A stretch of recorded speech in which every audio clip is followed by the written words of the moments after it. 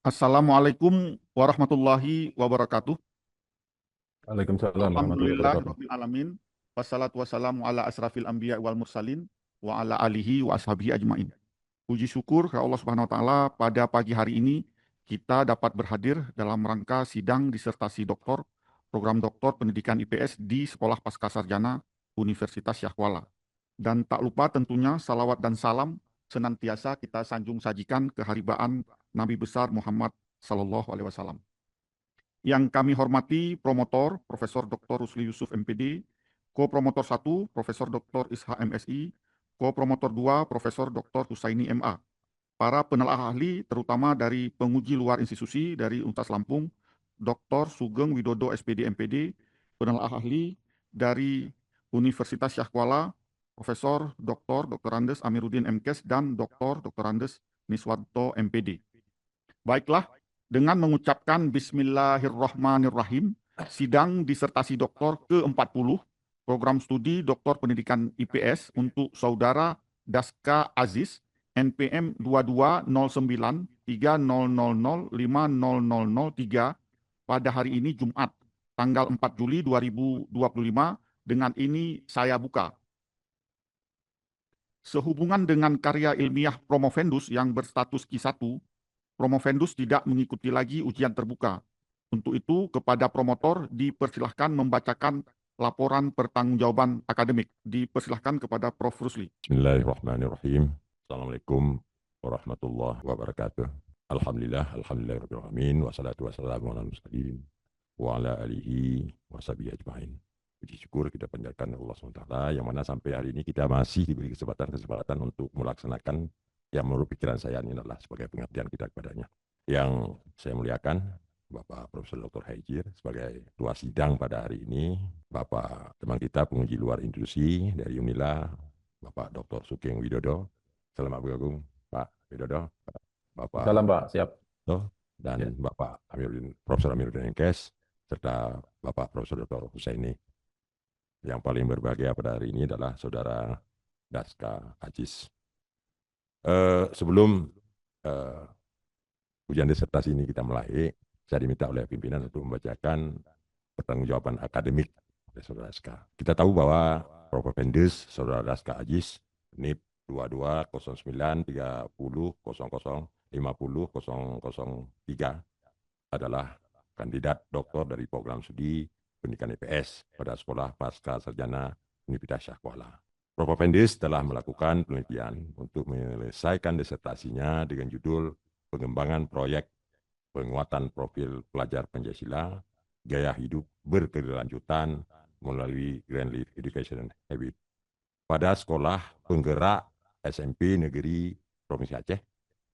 Promovendus juga telah menyelesaikan 48 SKS yang telah memenuhi jumlah SKS yang disyaratkan untuk program doktor dengan IPK 391 dan masa studi 2 tahun 10 bulan. Penelitian disertasi ini telah menghasilkan luaran wajib, 1 artikel ilmiah yang akan diterbitkan pada International Frustration Index Scopus Q1, yaitu artikel dengan judul Grand Life Educational Habit for Sustainable Basic Locally School. Statusnya masih publisher dan dikeluarkan pada Jurnal International Frustration Index Scopus Q1. Disertasi ini juga memiliki nilai indeks kemiripitan kurang dari 25%. Disertasi ini juga, penelitian ini juga telah menghadirkan kebaruan berupa integrasi antara praktek gaya hidup berkelanjutan dengan kearifan lokal budaya Aceh melalui inovasi pembelajaran GLIH. GLIH ini adalah akronim dari bersih dalam bahasa Aceh. GLIH dikembangkan sebagai modul ajar yang kontekstual dan terstruktur berdasar kerangka proyek profil Pancasila dalam kurikulum pendidikan. Kebaruan utama penelitian ini, yang pertama, inovasi pembelajaran kontekstual berbasis budaya lokal. Yang kedua, pengukuran efektivitas ganda. Yang ketiga adalah model pengembangan modul ajar berbasis ID dalam konteks profil pelajar Pancasila, menggunakan model ID dalam pengembangan modul ajar GLIH, memberikan kontribusi terhadap praktek best practice dalam pengembangan perangkat ajar berbasis proyek yang adaptif dengan tema gaya hidup berkelanjutan. Analisis statistik komprehensif juga menunjukkan efek yang signifikan terhadap proyek ini, kemudian konstruksi terhadap implementasi PS, bahwa kesiapan guru berkontribusi sebesar 43% terhadap keberhasilan implementasi PS memberikan wacana baru bagi pengambilan kebijakan pendidikan daerah, khususnya konteks pengembangan kapasitas guru di Provinsi Aceh. Itu saja yang bisa saya sampaikan, bahwa disertasi ini sudah layak untuk kita uji. Terima kasih. Assalamualaikum warahmatullahi wabarakatuh. Baik, terima kasih kepada promotor yang sudah menyampaikan laporan pertanggungjawaban akademik. Kepada Saudara Promovendus, apakah Saudara sudah siap melaksanakan ujian promosi doktor? Oke, baik. Berikut akan saya bacakan biodata singkat Promovendus. Saudara Daska Aziz dilahirkan di Sawang Bau 1 Januari 1977. Lulus dari SD Negeri Sawang Bau tahun 1990. Lulus dari Madrasah Sanawiyah Negeri Albupaku tahun 1993. Lulus dari SMA Negeri 1 Sawang tahun 1996. Lulus S1 Pendidikan Ekonomi Universitas Yahkuala tahun 2001. Saudara Daska Aziz memperoleh gelar Magister Geografi Fakultas Sains Sosial Kemanusiaan pada Universiti Kebangsaan Malaysia tahun 2005. Berdasarkan hasil evaluasi, Saudara Promovendus telah memenuhi syarat untuk ujian disertasi doktor dan mempertahankan disertasinya dengan judul Pengembangan Proyek Penguatan Profil Pelajar Pancasila Gaya Hidup Berkelanjutan melalui modul Green Life Education Habit atau GLIH pada Sekolah Penggerak SMP Negeri di Provinsi Aceh. Baik, sebelum pertanyaan-pertanyaan nantinya diajukan oleh tim penguji, saya persilahkan kepada Saudara Promovendus untuk menjelaskan hasil penelitiannya maksimum 15 menit. Disilahkan. Bismillahirrahmanirrahim. Assalamualaikum warahmatullahi wabarakatuh. Alhamdulillah, sama-sama kita panjatkan kehadirat Allah Subhanahu wa Ta'ala, karena pada hari ini kita diberi kesempatan untuk berhadir di ruang sidang yang berbahagia ini. Salawat dan salam selalu tak jemunya kita sanjung sajikan kepada Nabi besar Muhammad SAW yang telah membawa kita kepada alam yang penuh dengan ilmu pengetahuan, peradaban seperti hari ini. Yang kami muliakan Ketua Sidang, Bapak Direktur Pasca, Prof. Hijir. Yang kami muliakan promotor saya, Prof. Usli, dan kopromotor Prof. Ishak, Prof. Husaini. Kemudian membahas juga ada Prof. Amir, kemudian Bapak Dr. Niswanto, kemudian Bapak Dr. Sugeng Widodo. Terima kasih atas kesempatan yang diberikan kepada saya. Waktu yang amat singkat ini, saya akan mencoba menyampaikan gambaran hasil penelitian yang telah saya buat ya selama 1,5 tahun terakhir ini dengan tema pengembangan proyek P5 tema gaya hidup berkelanjutan melalui modul GLIH di sekolah SMP di Aceh. Yang menjadi landasan seperti pada sidang sebelumnya, memang proyek P5 adalah baru dan tentu terjadi miskonsepsi, ada kelemahan kekurangan, perangkat yang belum memadai, dan banyak lagi hal-hal yang harus dipersiapkan dengan baik oleh satuan pendidikan maupun oleh guru. Tombak utama fokus riset yang saya lakukan, pertama adalah baik rumusan maupun tujuan diarahkan untuk bagaimana kesiapan implementasinya, kemudian bagaimana pengembangan modul yang kita lakukan, kemudian bagaimana efektivitas modul itu kepada tiga tombak ukur utama yang kita pilih pada riset saya ini. Lebih kepada kompetensi, yaitu kompetensi kognitif, afektif, dan psikomotor. Kemudian yang sub keduanya adalah kepada dimensi profil pelajar Pancasila. Kemudian yang ketiga adalah sub ketiganya adalah kepada kecerdasan ekologis, yang kami kira selama ini belum sama sekali dilakukan uji ya, analisis atau riset yang ideal untuk itu. Oleh karenanya saya mencoba memulai, mudah-mudahan nanti akan diteruskan oleh penelitian lain yang selanjutnya yang lebih baik. Ada penelitian terdahulu terkait dengan P5 kurikulum merdeka, memang masih belum begitu banyak ya, tapi ada beberapa yang dibaca, ada banyak ya, cuman standarnya yang belum begitu bagus ya, masih sekitar Sinta 2, Daki 4 ya, karena proyek ini adalah dilakukan dalam 1 atau 2 tahun terakhir. Sebenarnya ada banyak novelty yang kita peroleh dari riset ini ya, bukan hanya beberapa yang telah disampaikan tadi, terutama adalah untuk kontribusi pengembangan proyek P5 khususnya di Aceh, dan juga sebenarnya diharapkan kepada daerah-daerah lain. Kemudian model ADI yang sebelumnya memang sering dilakukan dalam pengembangan model ajar biasa, tetapi ini kita lakukan kepada pembelajaran proyek P5. Dan Itu suatu kebaruan juga. Kemudian inovasi ya, lebih kontekstual, berbasis lokal. Saya tidak jelaskan panjang lebar karena waktu saya singkat saya dengar tadi. Kemudian pengukuran efektivitas ganda, efek dari modul itu kepada kompetensi, kepada dimensi dan kepada kecerdasan. Jadi semua itu dianalisis secara statistik komprehensif, secara lengkap, baik multivarian, regresi, korelasi dan secara persentase. Ya, ini ada teori ya. Kemudian kurikulum sama-sama kita ketahui P5 itu adalah pembelajaran lintas disiplin yang sedikit berbeda dengan pembelajaran mata pelajaran yang lain ya, sehingga yang tujuannya adalah untuk pengembangan kompetensi dan karakter yang lebih diutamakan. Jadi dalam kurikulum Merdeka itu sesuatu yang sangat melekat. Jadi desainnya kita lakukan sesuai dengan aturan, sesuai dengan regulasi yang ada, sesuai dengan kebijakan yang ada, juga dengan beberapa teori pembelajaran yang kita lakukan dalam pembelajaran modul, menentukan dimensi, kemudian menyusun modul, merancang alokasi waktu, membentuk tim, kemudian mengidentifikasi tahapan pelaksanaannya. Kerangka berpikir karena tema singkat saja, kita pilih salah satu tema yang utama ya, yang hari ini di sekolah atau di satuan pendidikan SMP itu 1 atau 2 tema yang baru dilakukan. Jadi oleh karenanya kita prioritaskan untuk tema 1 yang untuk memandu sekolah satuan pendidikan untuk pengembangan pembelajaran proyek ini. Jadi sehingga ini bisa dipakai di sekolah-sekolah secara umum ya, di jenjang pendidikan fase D ya, dalam hal ini adalah SMP. Seharusnya kita uji ya, agar betul-betul modul ini betul-betul dapat berkontribusi kepada ketiga itu ya. Selain itu tentu untuk dikembangkan lebih jauh oleh peneliti-peneliti selanjutnya. Lingkup penelitian ini lebih kepada tema gaya hidup ya, berdasarkan kita komunikasikan kepada dinas pendidikan. Saran mereka juga memilih itu, kemudian satuan pendidikan sekolah juga, kepala sekolah juga, pengawas, kemudian koordinator P5 dalam hal ini wakil kurikulum, kemudian fasilitator atau guru P5 yang masing-masing sekolah biasanya 11, ada koordinator dan 10 anggota. Dan juga yang lebih utama kita prioritaskan adalah pada peserta didik dan juga mitra ya, sebagai tokoh yang sangat paham tentang pelajaran atau kurikulum. Dalam hal ini kita lebih melihat bagaimana implementasi dan pengembangannya ya, khusus pada tema gaya hidup. Jadi Bapak Prof, kita lakukan pengambilan data dari, kita menggunakan semua instrumen ya, agar betul-betul tergali lebih mendalam ya, tajam untuk analisis, sehingga hasilnya betul-betul dapat diakui dan diharapkan bisa berkontribusi positif bagi pengembangan atau penguatan pembelajaran di sekolah. Ya, baik dari segi observasi lapangan, wawancara, dokumentasi, tes, angket, semua kita lakukan. Karena memang riset ini memakan waktu 1,5 tahun ya, karena berbeda dengan riset-riset yang dilakukan pada satu mata pelajaran atau pada beberapa kali pertemuan. Sementara jam pelajaran proyek P5 ini adalah pembelajaran semesteran, bahkan ada yang tahunan. Jadi sehingga sedikit memakan waktu yang lama. Jadi sehingga ketika Prof. Hijir kadang-kadang tengah malam WA ya, juga Bapak promotor yang lain tanya-tanya, tetap menjadi motivasi bagi saya untuk menyelesaikannya. Apalagi saya hari ini telah melakukan studi ketiga S3 ya di PS ya, dan sebelumnya sudah 2 kali tapi belum mencapai tahap akhir seperti ini. Alhamdulillah dengan dukungan motivasi itu bisa berjalan ujian sidang pada hari ini. Kemudian Bapak-bapak ketua sidang, promotor dan penguji pada hari ini, kita kembali fokus ke tujuan ya. Pertama, bagaimana implementasi? Bagaimana implementasi proyek P5 di sekolah yang kita pilih ya, melalui teknik angket, wawancara, kemudian kita lihat nilai korelasi square-nya, kemudian kita kategori tinggi, sedang dan rendah. Kemudian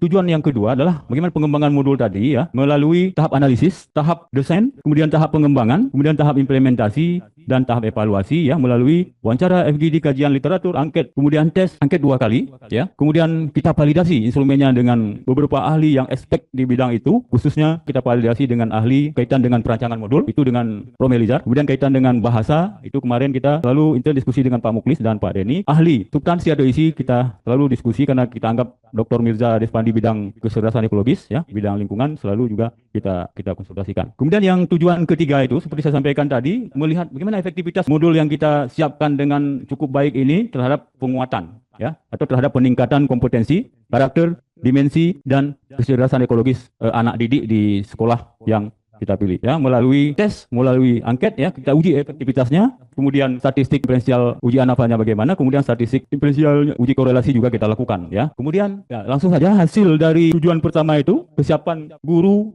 memang masih kategori rendah ya, berada pada angka ya, ditemukan tingkat kesiapan guru itu memiliki kontribusi hanya 44,5%, maka kita kategorikan rendah. Sementara 55% lebih ya adalah faktor lain seperti faktor internal siswa ya, dan juga soal kesiapan sumber daya yang ada di sekolah. Nanti akan kita kupas lebih lanjut. Kemudian kaitan dengan pengembangan modul, kenapa penting kita lakukan dari masukan guru ya dari hasil wawancara sebelumnya, bahwa P5 itu belum ada model yang ideal. Kemudian pada umumnya sekolah belum menggunakan modul. Kemudian proyek ini belum ada bagaimana penilaian atau asesmen yang ideal ya karena ini pembelajaran yang berbeda dengan yang biasa. Kemudian diharapkan bisa ada praktek lapangan dan teori dan penggunaan dengan teknologi ya, itu menjadi tantangan tersendiri. Kemudian ini tintak modul yang secara ringkas ya kita jelaskan di sini, tapi diisi di lampiran cukup lengkap. Ya, mulai dari start ya, dari memulainya, kemudian dari tahapannya, kemudian kita selesaikan kepada aksi proyeknya, mulai dari propose, pretest ya, kemudian sampai ke proses ya. Kalau dalam pembelajaran biasa ini ada tugas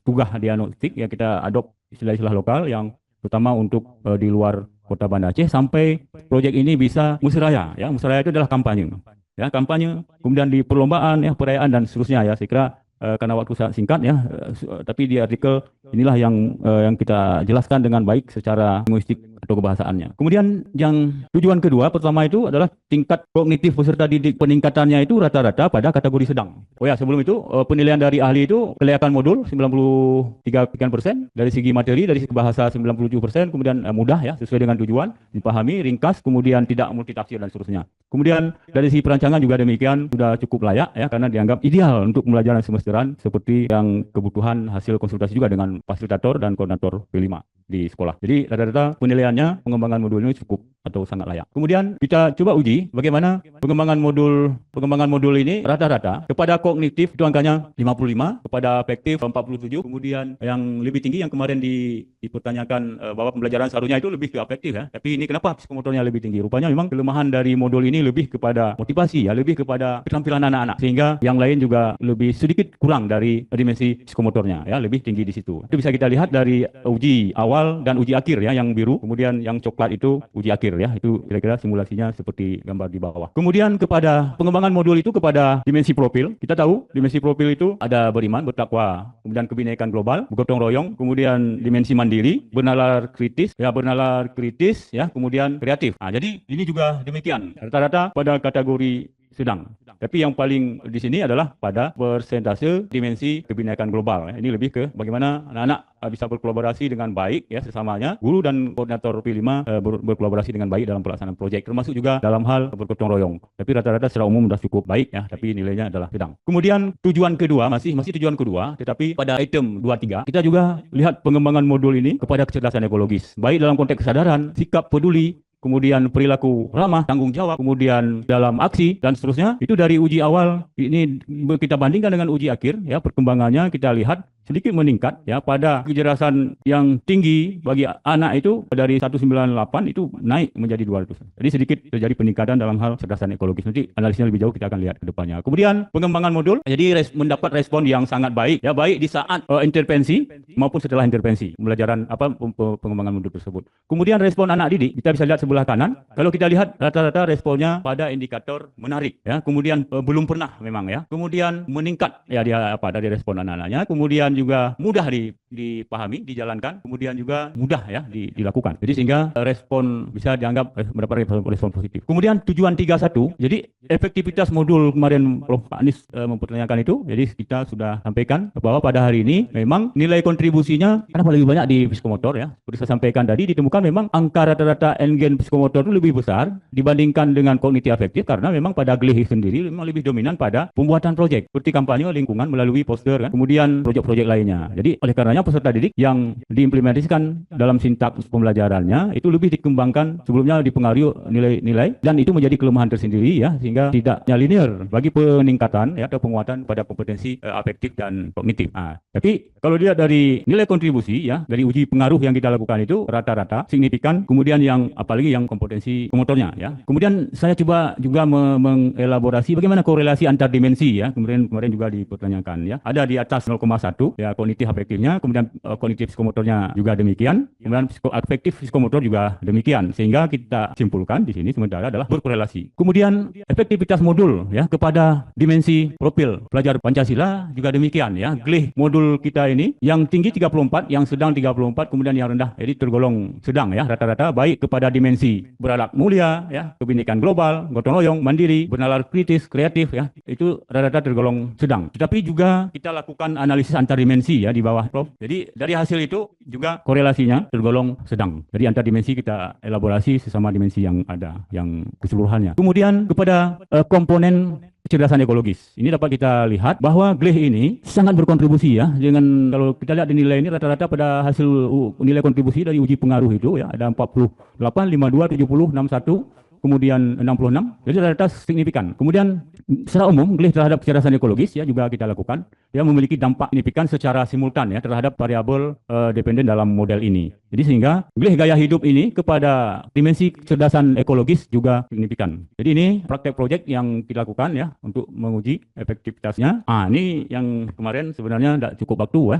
Hari ini ada beberapa core point dari grand theory yang dari masing-masing yang kita analisis. Pertama dari segi kesiapan guru, bahwa disimpulkan penguatan profil yang 44,5 itu ya sejalan dengan grand theory sebelumnya dan berimplikasi ya, jika penting persiapan guru terhadap keberhasilan implementasi pembelajaran P5 di sekolah. Jadi ditemukan kontribusi penting juga ya tingkat kesiapan guru dalam implementasi P5. Kemudian GLEH terhadap kompetensi, ini kalau diklik sebenarnya langsung keluarnya. Tapi yang jelas kita bersandarkan pada grand theory masing-masing dimensi, baik dimensi kompetensi maupun dimensi kecerdasan ekologis maupun dimensi profil pelajar Pancasila. Jadi semua beranjak pada grand theory masing-masing yang memadai ya. Misalnya ini clear 2000 bahwa makna teori tersebut jika guru yang siap akan membimbing proses berpikir kritis siswa, bukan sekedar menyampaikan konten. Jadi kaitannya dengan pembelajaran proyek ini. Kemudian teori ini juga mengungkapkan jika guru tidak hanya berperan sebagai pelaksana kurikulum yang bersifat teknis dan instruksional, melainkan sebagai desainer pembelajaran ya dan agen dari perubahan itu sendiri. Mohon maaf ini saya tidak bisa detail tentang ini karena di laptop ya. Kemudian GLEH terhadap kompetensi juga demikian. Masing-masing kita lakukan grand teori yang memadai ya karena terlalu banyak yang kita pakai ya. Jadi yang jelas GLEH gaya hidup pembelajaran dapat menjadi replikasi di sekolah SMP ya yang khas ya dan bisa dikembangkan secara lebih luas di Provinsi Aceh. Jadi ini ada teori kognitif, kemudian afektif dan psikomotor kita lanjutkan. Kemudian yang ketiga, grand teori yang dipakai ya kepada bahwa ini yang paling baru ya karena dimensi profil itu kan riset yang baru. Bagaimana GLEH ya teori yang kita pakai ini ya bahwa peserta didik dengan implikasi teori sejalan dengan grand teori sebelumnya ya direkomendasikan untuk menjadi rujukan guru di sekolah. Kemudian terhadap dimensi profil juga direkomendasikan menjadikan rujukan ya. Kemudian sejalan dengan GLEH ini terhadap perkembangan kecerdasan ekologis peserta didik di sekolah sejalan dengan teori sebelumnya. Kemudian soal kesiapan tadi seperti yang sudah jelaskan proses pengembangan modul melalui ADI, kemudian penggunaan modul GLEH efektif ya dilakukan, kemudian integrasi dari beberapa tema, kemudian inovasi media, kemudian pengembangan lanjutan secara lebih luas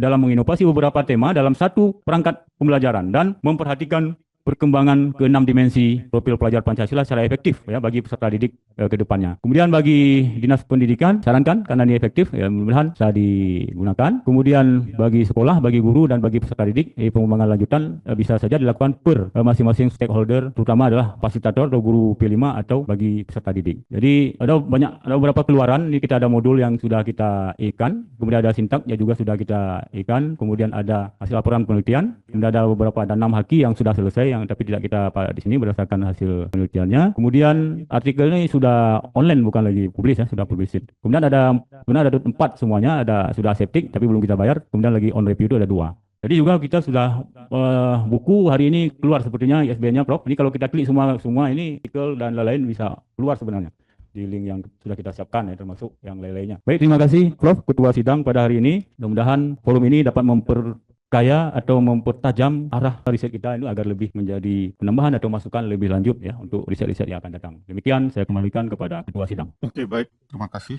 kepada Romo Vendus yang sudah mempresentasikan hasil penelitiannya. Selanjutnya pertanyaan-pertanyaan atau saran komentar dari tim penguji dan juga para promotor. Ini maksimum 20 menit, apalagi hari ini hari Jumat. Kesempatan pertama kita berikan kepada penelah ahli penguji dari luar institusi dari Universitas Lampung, Dr. Sugeng Widodo, SPD, MPD.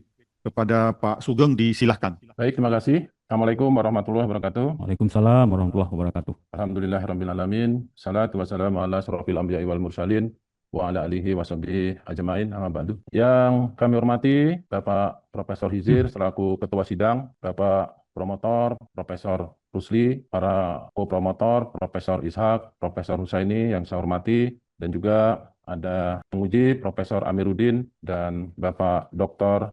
Niswanto yang kami hormati, dan yang berbahagia Bapak Deska Aziz selaku Promovendus. Terima kasih sudah memberi kesempatan kepada saya untuk memberikan beberapa informasi. Tadi Saudara Promovendus sudah menyampaikan hasil risetnya yang berkaitan dengan tema disertasinya, yaitu pengembangan proyek penguatan profil pelajar Pancasila dengan tema gaya hidup berkelanjutan melalui modul Green Life Education Habit atau GLIH pada sekolah penggerak di SMP Negeri Provinsi Aceh. Bapak-bapak serta saudara Promovendus, penelitian ini setelah saya mendengarkan dari presentasi kurang lebih 15 menit, sudah sangat bagus ya. Artinya sistematikanya sebagai tulisan untuk jenjang disertasi memang sudah bagus. Hanya mohon tanggapan dari Promovendus bahwa penelitian Anda ini kurang lebih sudah satu tahun atau 1 tahun 6 bulan ya. Itu yang berkaitan dengan P5. Ya, permasalahannya bahwa sekarang ini Pak Deska, P5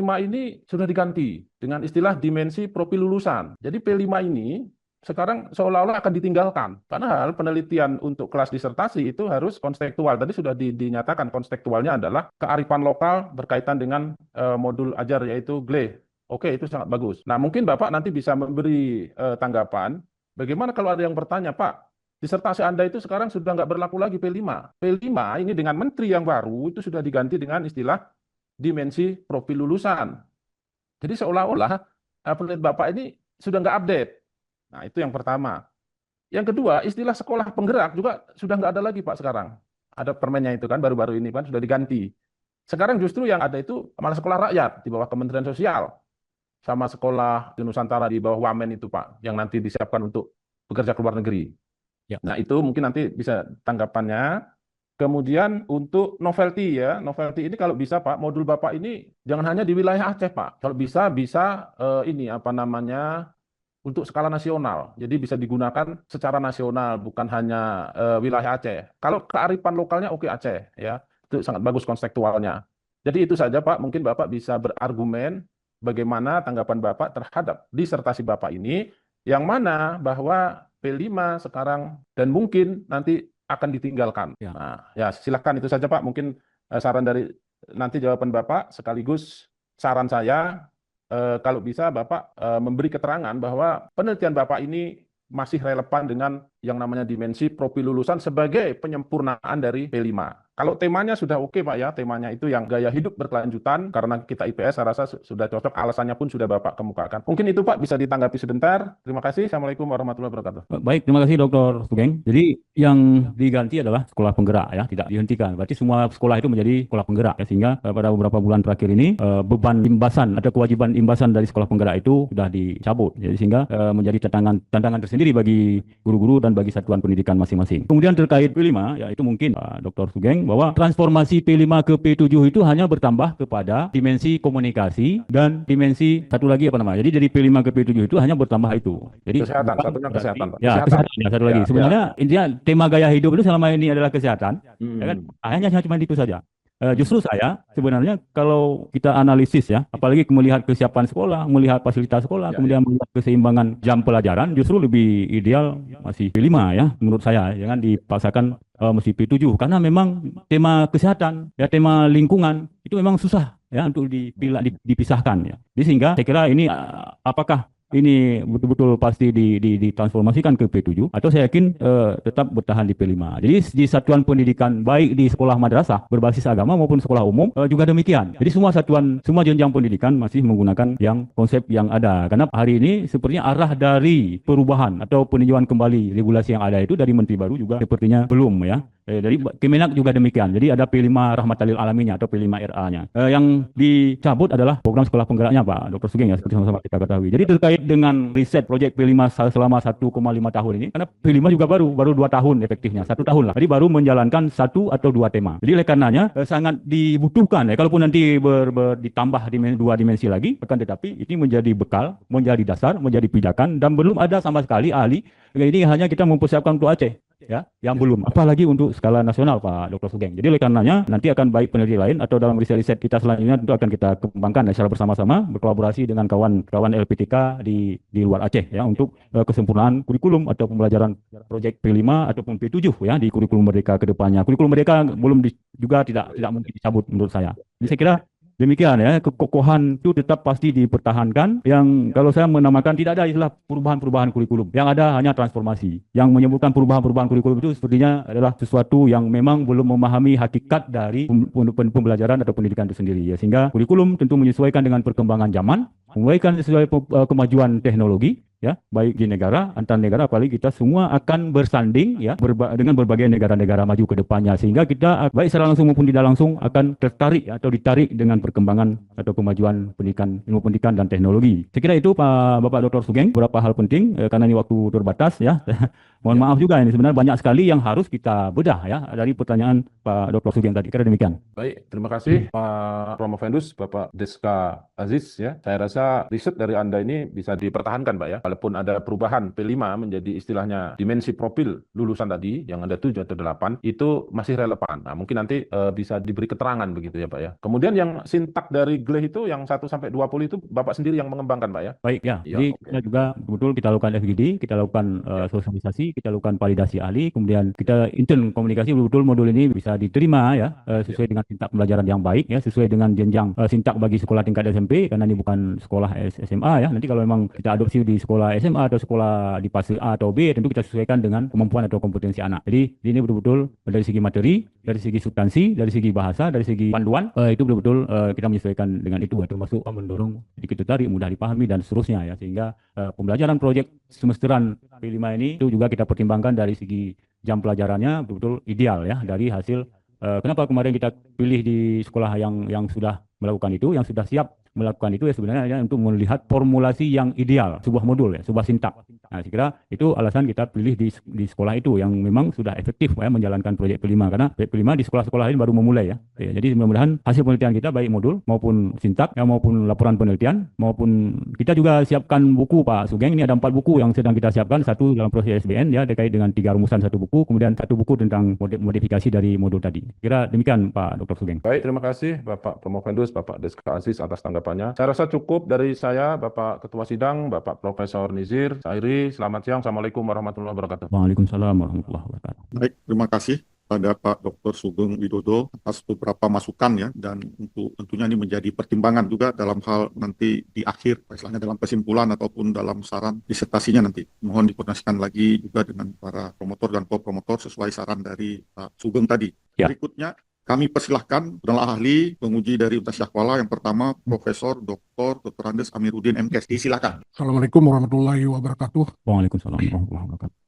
Yang kami hormati pimpinan sidang pada hari ini, Bapak Profesor Hizir, kemudian Bapak Promotor Pak Rusli Yusuf, Bapak Co-Promotor Pak Isa, kemudian Profesor Husaini, Bapak Dr. Niswanto, dan Dr. Sugeng Widodo. Sesuai dengan yang telah disampaikan sejak awal oleh Promovendus, maka pada kesempatan ini saya diberi waktu kepada saya untuk menguji Saudara Daskadis. Yang pertama, mungkin kita awali dari yang ringan. Dari kesimpulan penelitian Anda, sebenarnya yang lebih menarik yang Anda temukan dari gaya hidup berkelanjutan itu mohon diberi sedikit penjelasan. Karena dari hasil penelitian hanya 44,5% kesiapan seorang guru di dalam menerapkan gaya hidup berkelanjutan. Saya rasa itu yang pertama. Terkait ketertarikan tema, karena ini adalah tema utama ya, tema utama di dalam proyek kurikulum P5 Kurikulum Merdeka ini adalah tema gaya hidup. Oleh karenanya di dalamnya termasuk soal perubahan iklim, soal kebersihan, soal kesehatan ya, soal jajanan sehat, soal lain-lain, itu semua adalah proyek-proyek atau sub-proyek-proyek dari tema gaya hidup berkelanjutan. Jadi itu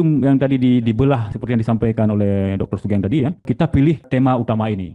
Apalagi di beberapa sekolah belum melaksanakan tema-tema lain. Jadi rata-rata adalah tema ini. Jadi ini yang menarik adalah kita siapkan modul ajalnya, perangkat yangnya dengan lengkap, dengan baik, sehingga menjadi sumber rujukan, menjadi panduan bagi semua sekolah, khususnya di Aceh tadi ya, sehingga tetap kita pertahankan bahwa ini adalah untuk Aceh ya, di samping kita juga untuk penguatan nilai-nilai budaya lokal. Samping juga hakikat dari kurikulum Merdeka itu sebenarnya juga bagaimana ahli, akademisi, kemudian guru, satuan pendidikan betul-betul bisa mengangkat, ya, bisa menggerakkan nilai-nilai lokal itu menjadi pembelajaran yang dianggap itu bagian dari hal yang positif di dalam kurikulum Merdeka. Kalau dulu ada muatan lokal dan seterusnya ya, sekarang diganti. Sebenarnya proyek P5 ini merupakan pintu masuk ya untuk memperkuat nilai-nilai lokal untuk penguatan dimensi profil pelajar ya. Jadi keunggulan-keunggulan daerah itu bisa tergali, kemudian menjadi potensi, menjadi kekayaan ya, yang dikembangkan dan menjadi sumber belajar yang baik ya, sehingga potensi itu bisa dikembangkan menjadi sesuatu budaya bukan secara berkelanjutan. Jadi sebenarnya sasaran dari proyek P5 baik gaya hidup berkelanjutan maupun tema-tema lain menjadi sesuatu yang berjalan,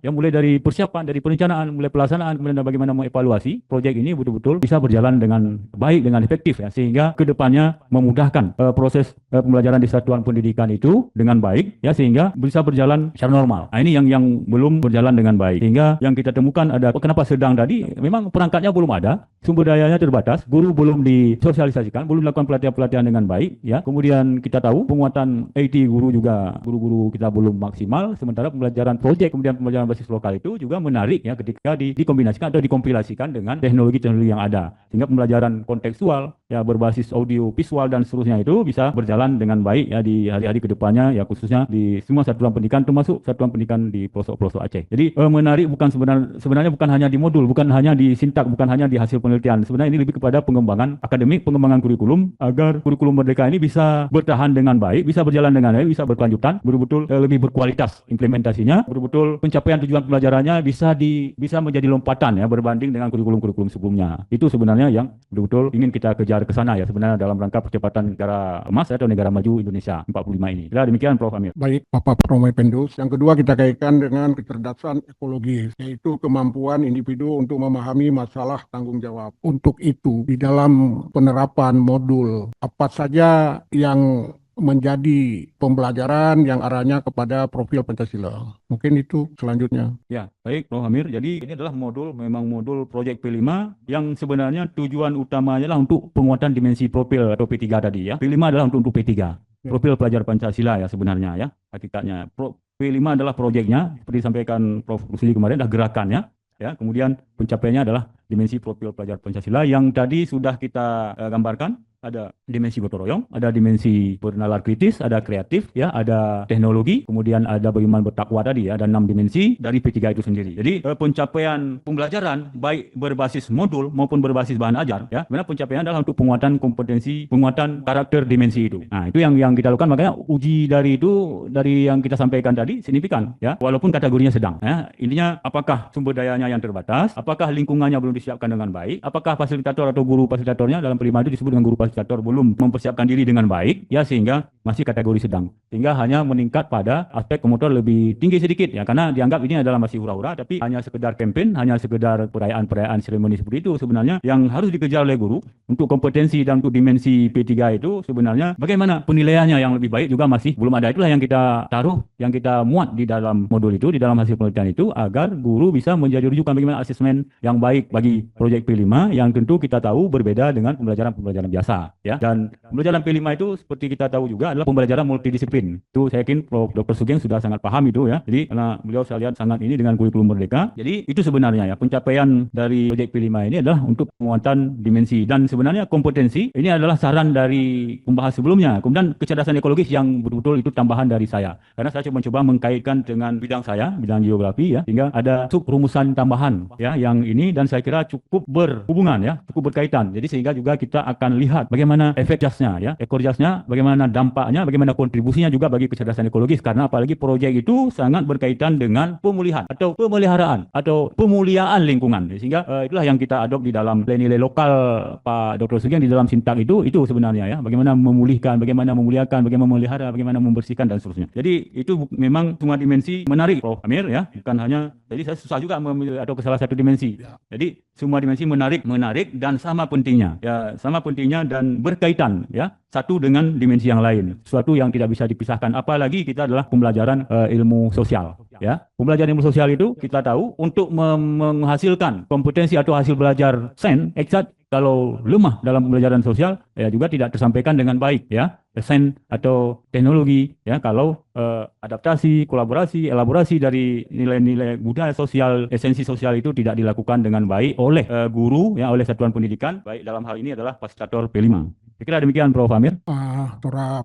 Promopendus, oke, ini terakhir, ya. Kita lihat dari rumusan masalah yang Anda rumuskan. Sesuai dengan pertanyaan saya yang pertama tadi, bagaimana kesiapan? Jawabannya, kenapa terjadi 44 4,5%. Ya. Ada kemaknaan apa yang bisa dilihat dengan kearifan lokal yang ada di Provinsi Aceh pada saat penelitian di sekolah? Baik. Mungkin itu. Baik, 44 berarti sama artinya adalah kurang dari sebagian ya, tidak mencapai 50%. Makanya di tampilan tadi ada beberapa aspek kesiapan ya yang sebenarnya sudah kita sebut-sebut tadi ya. Misalnya soal pelatihan, soal informasi, soal sumber daya guru itu memang masih belum maksimal ya dilakukan oleh yang menjadi dalam hal ini lah kewajibannya kepala dinas dan kepala satuan pendidikan. Juga kaitan dengan sumber daya ya. Tapi kaitan dengan motivasi, kaitan dengan etos kerja, kaitan dengan semangat baik semangat guru maupun semangat anak didik itu luar biasa ya. Jadi, sehingga mungkin kalau tidak digabungkan itu bisa-bisa itu artinya apa? Memang membutuhkan intervensi kita semua ya terutama adalah LPTK untuk memandu satuan pendidikan dalam hal ini fasilitator P5 untuk mempersiapkan sesuatu dengan baik sesuai dengan tujuan pembelajaran P5 kurikulum mereka itu sendiri. Itulah yang belum dilakukan oleh ahli-ahli LPTK kita ya tentu bekerja sama berkolaborasi dengan ahli-ahli proyek P5. Padahal di FKIP ada fasilitator nasionalnya, proyek P5-nya. Ada beberapa orang yang saya tahu ya, dari fasilitator nasional bahkan. Tapi sepertinya tidak ada kontribusi apapun ya. Makanya dibiarkan begitu saja satuan pendidikan. Jadi oleh karenanya itu yang membuat tadi hasilnya belum maksimal ya, sehingga masih di bawah 50%. Jadi oleh karenanya dengan persiapan yang kita lakukan seperti ini, kemudian ditambah lagi dengan penguatan-penguatan pelatihan, kemudian modul disiapkan, bahan ajar disiapkan, materi disiapkan dengan baik, kemudian buku bila perlu juga mesti ada, ya dan lain-lain. Ya perangkat secara keseluruhan memang sangat dibutuhkan sekarang ini. Ini adalah modul sintak atau buku yang sedang kita siapkan itu adalah salah satu atau bagian terkecil dari kebutuhan yang mendasar bagi pengembangan proyek P5 yang apalagi khususnya hanya pada satu tema gaya hidup berkelanjutan, Pak Prof. Amir. Baik, sebelum saya kembalikan ke Bapak Pimpinan, kan penelitian lanjutan ini kan sangat menarik. Ada beberapa tema yang cukup banyak itu belum diteliti. Ya. Maka untuk itu, kalau diberi alternatif pilihan, setelah gaya hidup berkelanjutan, apa masalah yang besar muncul di dalam tema-tema ini? Baik, terima kasih. Ini pertanyaan ini membuat saya merasa paling berterima kasih kepada promotor saya. Dulu disuruh belah ini. Jadi saya dulu pilih dua tema, dua satuan pendidikan lagi kan. Jadi itu pun juga masih terlihat besar sekali. Jadi ini saya pilih tujuannya kepada 3. Tapi dari 3 itu ada puluhan ya mungkin aspek yang kita lihat juga. Jadi boleh berkolaborasi antar tema, boleh juga masing-masing tema yang dilakukan. Jadi yang paling menarik itu sebenarnya semua tema menarik ya, tergantung misalnya kalau koordinator P5-nya orang ekonomi mungkin lebih ke kewirausahaan, lebih ke kebekerjaan. Kalau koordinatornya orang sejarah lebih ke kearifan lokal misalnya kan. Tapi betul-betul modulnya, perangkatnya disiapkan dengan baik. Jadi masing-masing suatu tema itu memiliki kelebihan tersendiri. Kalau ditanya riset selanjutnya apa, banyak sekali ya. Mau kita kembangkan di fase D, mau kita kembangkan di fase AB, mau kita kembangkan di fase EF ya, mau kita kembangkan gaya hidup berkelanjutan di komunitas nelayan, mau kita kembangkan gaya hidup berkelanjutan di perguruan tinggi, mau kita kita riset di bagaimana di madrasah, di pesantren misalnya ya. Bagaimana pula di komunitas pertanian, bagaimana pula di lain-lain ya, atau di perkotaan, mau lihat di komunitas ibu-ibu bagaimana itu. Saya kira ini cukup penting, apalagi ini sangat sejalan dengan SDGs ya, dengan konsep pembangunan berkelanjutan yang sama-sama kita ketahui itu menjadi prioritas utama semua banyak negara ya. Sehingga kalau ditanya apa riset ini bisa puluhan, ratusan bahkan ratusan bisa kita riset ya, tentu asalkan semangat ya. Tapi saya kira riset-riset lanjutan atau tema-tema lain itu cukup penting dalam konteks Aceh ya, untuk Indonesia juga ya, apalagi ya. Tapi saya kira kalau di Pulau Jawa lumayan sedikit bagus ya riset-riset pembelajaran ini ya kalau kita lihat referensi Pak Sugeng ya. Jadi memang lebih ya, sehingga ini terkesannya kalau Aceh sangat baru, apalagi proyek P5 ini efektifnya baru 1 tahun Pak Dr. Sugeng. Saya kira demikian Prof. Amir. Terima kasih banyak, kami serahkan kembali kepada Bapak Pimpinan Sidang. Terima kasih sekali lagi. Baik, terima kasih kepada Prof. Amiruddin. Untuk selanjutnya kami persilahkan kepada Dr. Niswanto. Silakan. Baik, terima kasih Prof. Pimpinan Sidang. Assalamualaikum warahmatullahi wabarakatuh. Waalaikumsalam. Yang kami hormati Pimpinan Sidang, Profesor Hijir, Bapak Promotor, Profesor Rusli, Co-Promotor Pak Isa, dan Co-Promotor Prof. Saidi.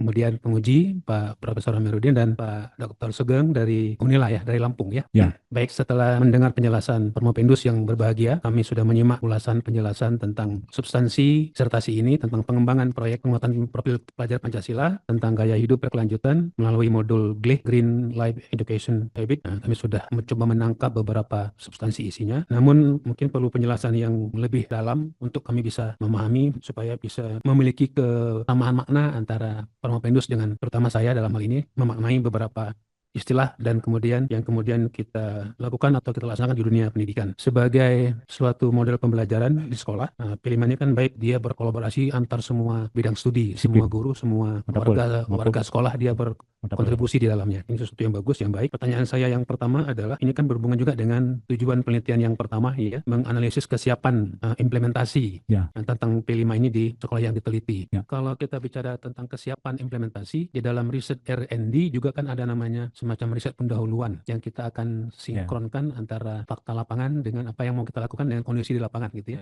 dengan riset kita gitu. Nah, kesiapan ini dilihat dari aspek guru, ya pertanyaannya, dari aspek siswa atau dari juga aspek budaya sekolah yang terjadi di sekolah tersebut. Karena kan kalau kita bicara tentang habit, ya, habit itu kan dalam Likona disebutkan bahwa karakter is habituation, ya, membiasakan dalam keseharian, tentang terutama adalah tentang kecerdasan ekologis ini. Nah, bagaimana sekolah yang culture school-nya masih di bawah 40% misalnya, atau sudah di atas 50%. Apakah sama nanti maknanya keberhasilannya ketika dia menerapkan pembelajaran yang bermodul pada modul GLIH ini? Kira-kira, nah, coba mungkin bisa dijelaskan. Baik, saya sangat mengikuti ya tadi apa yang menjadi arah dari ini. Memang sebelum ke pokok pertanyaan, ini kan kita lihat kesiapan secara umum dalam proyek. Kemudian baru kesiapan dalam satu tema atau berbasis modul ini, Pak Dr. Oni saja. Sehingga makanya kita sedikit pilah gitu ya. Jadi yang kesiapan itu betul-betul berdasarkan observasi, wawancara ya, dan pemerhatian secara langsung dengan satuan pendidikan, dengan stakeholders yang ada di sekolah. Tapi kesiapan tentang modul ya mungkin sudah diadop ya, sudah masuk di dalam pembelajaran tema GLIH ini ya,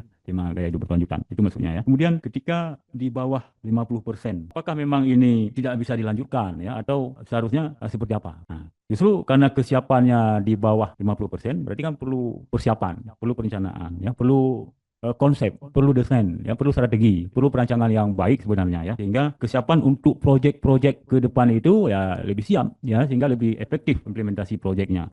Tentu bukan berarti ketika di bawah 50% ya betul kita pesimistik ya. Nah, itu yang sesuatu yang tidak bagus ya. Kalau samalah guru-guru selama ini memilih model. Ketika model itu susah, model itu banyak, kemudian medianya membutuhkan biaya ekonomi yang lebih banyak sehingga ditinggalkan. Padahal mungkin pencapaian atau efektivitas model itu mungkin lebih berkontribusi sangat tinggi berbanding dengan model-model lain yang mungkin pembiayaannya mungkin bisa saja sama. Nah, jadi karena mungkin ketidaksemangat motivasi, kemudian tidak ingin susah ya bagi fasilitator, sehingga menjadi sikap yang pesimis. Justru itulah yang kita dorong ya, agar mereka lebih bersemangat lagi, ya, lebih mempersiapkan diri lagi, yang dalam hal ini baik soal kesiapan satuan pendidikan, baik dari segi aspek guru, aspek fasilitator, kemudian aspek sumber daya, aspek semangat tadi, aspek motivasi tadi, kemudian juga aspek peserta didik. Apalagi kurikulum merdeka sebelumnya sebenarnya sudah sangat difasilitasi ya, dana BOS juga masih diwajibkan. Kemudian guru mengajar P5 itu diakui sertifikasi. Kemudian guru yang mengajar proyek P5 kurikulum merdeka, apalagi yang sekolah penggerak, free, bebas PPG. Nah, ini suatu kelebihan-kelebihan keunggulan yang mungkin menjadi imunitas bagi guru untuk mendorong kesiapan yang lebih baik lagi ke depannya. Jadi oleh karenanya, tentu menurut saya bukan berarti dengan kesiapan yang masih rata-rata sedang, satuan pendidikan atau guru dianggap kurang bertanggung jawab. Karena apalagi ini proses pembelajaran sepanjang apapun konsepnya, apalagi tingkat SMP, kan persis kita memandikan kerbau ke sungai. Jadi kalau misalnya kita dorong-dorong saja, kita apa-apa kita perintah, kita beri support uang, tapi kalau tidak kita tarik, kita yang mandi dulu, baru anak-anak baru mandi, itu tidak mungkin, apalagi itu di jenjang pendidikan SMP. Jadi karenanya kelemahan ini menjadi catatan penting ya untuk satuan pendidikan ini baru di sekolah yang bagus, apalagi sekolah-sekolah yang lebih kurang di bawah sekolah SMP 2 yang menjadi model kita ini. Pasti lebih buruk lagi. Jadi oleh karenanya kelemahan, kekurangan atau kekosongan itu mari kita isi secara bersama-sama ya, dengan mempersiapkan apakah yang dibutuhkan oleh sekolah, sehingga pengembangan atau upaya pengembangan proyek atau pengembangan pembelajaran ini bisa terwujud, kalau bisa terjadi percepatan yang cepat lagi ke depannya. Kira demikian Pak Dr. Oni. Baik, terima kasih. Bagus. Pertanyaan berikutnya adalah, kalau kita bicara tentang habit itu kan dia harus permanen di dalam diri individu, baik guru, siswa, dan semua warga sekolah gitu. Habit jadi melekat pada diri gitu ya. Nah, sebagai suatu proses pendidikan, nah ini kan ada dua pertanyaan saya berhubungan dengan habit ini, dengan efektivitas habit ini. Yang pertama adalah bagaimana kita bisa menjamin bahwa habit itu akan terjadi dengan modul yang sudah kita buat, modul GLIH ini. Apakah perlu ada semacam penyempurnaan ke depan? Kalau memang perlu, kira-kira proses pemutakhiran modulnya itu bagaimana? Ya, baik Pak Anies. Jadi ini kan hanya baru kalau menurut saya masih sangat terbatas, masih sangat sedikit ya, masih sangat kecil berbanding dengan kebutuhan untuk percepatan tadi ya, untuk apa lebih efektif ya. Karena itu hanya bagian kecil, sehingga banyak sekali hal-hal yang dasar dan besar ya, agar lebih efektif dalam pemberantasan proyek ini. Ya tentu tidak hanya yang tersedia modul, jadi banyak sekali perangkat-perangkat lain ya, fasilitas lain, sumber daya lain, ahli-ahli lain ya, untuk betul-betul bisa mendampingi ya, bisa memfasilitasi ya, bisa mengayomi sehingga praktik proyek itu bisa berjalan secara efektif oleh para pihak. Baik, apalagi kita punya kewajiban ya, orang FKIP kewajiban yang pengabdian ya di dalam hal ini. Jadi modul ini hanya bagian kecil, apalagi terbatas ya untuk Aceh yang bisa kita praktekkan dari segi nilai-nilai budayanya. Tetapi tentu modul ini juga bisa menjadi hal yang bisa berkontribusi ketika kita sentuh dengan IT-nya, kita sentuh dengan teknologinya, kita sentuh dengan praktek-praktek tahapan-tahapan langkah-langkah aksinya dengan lebih menarik kepada anak-anak. Misalnya simulasi semacam YouTube, TikTok, dan banyak media-media pembelajaran lain kita kombinasikan, ya kemudian bahasanya yang lebih simpel, mudah dipahami, kemudian menarik bagi anak-anak, direspon dengan baik, kemudian memang terangkat persoalan-persoalan substansial yang kecil dan mudah diselesaikan oleh anak. Saya kira ini juga menjadi dampak yang cukup penting ya. Jadi kita mulai dari hal-hal kecil untuk menyelesaikan hal-hal besar itu, saya kira itu sesuatu yang alamiah ya, dan yang sesuatu keharusan bagi kita sebagai tenaga kependidikan. Saya kira demikian Pak Anies. Baik, berikutnya ini kan penelitian di SMP ya, selevel SMP gitu ya. Ya. Dengan langkah-langkah seperti ini, tahapan seperti ini kan pakai R&D nih ya, untuk sekolah-sekolah. Bagaimana supaya GLIH itu bisa dijadikan modul untuk pembelajaran yang lebih efektif dalam rangka untuk terutama adalah kecerdasan ekologis di sini tadi ya. Baik, pertanyaan saya yang mungkin yang terakhir ini, masih ada waktu ya. Bagaimana kita bisa memastikan bahwa yang sudah terjadi itu punya nilai sustainability ke depan, bahwa dia tidak berhenti ketika kita lakukan hari ini. Sebagai suatu habit, dia kan akan berkembang terus ke depan dan bahkan lebih sempurna, lebih baik. Bagaimana cara-caranya yang bisa kita pastikan?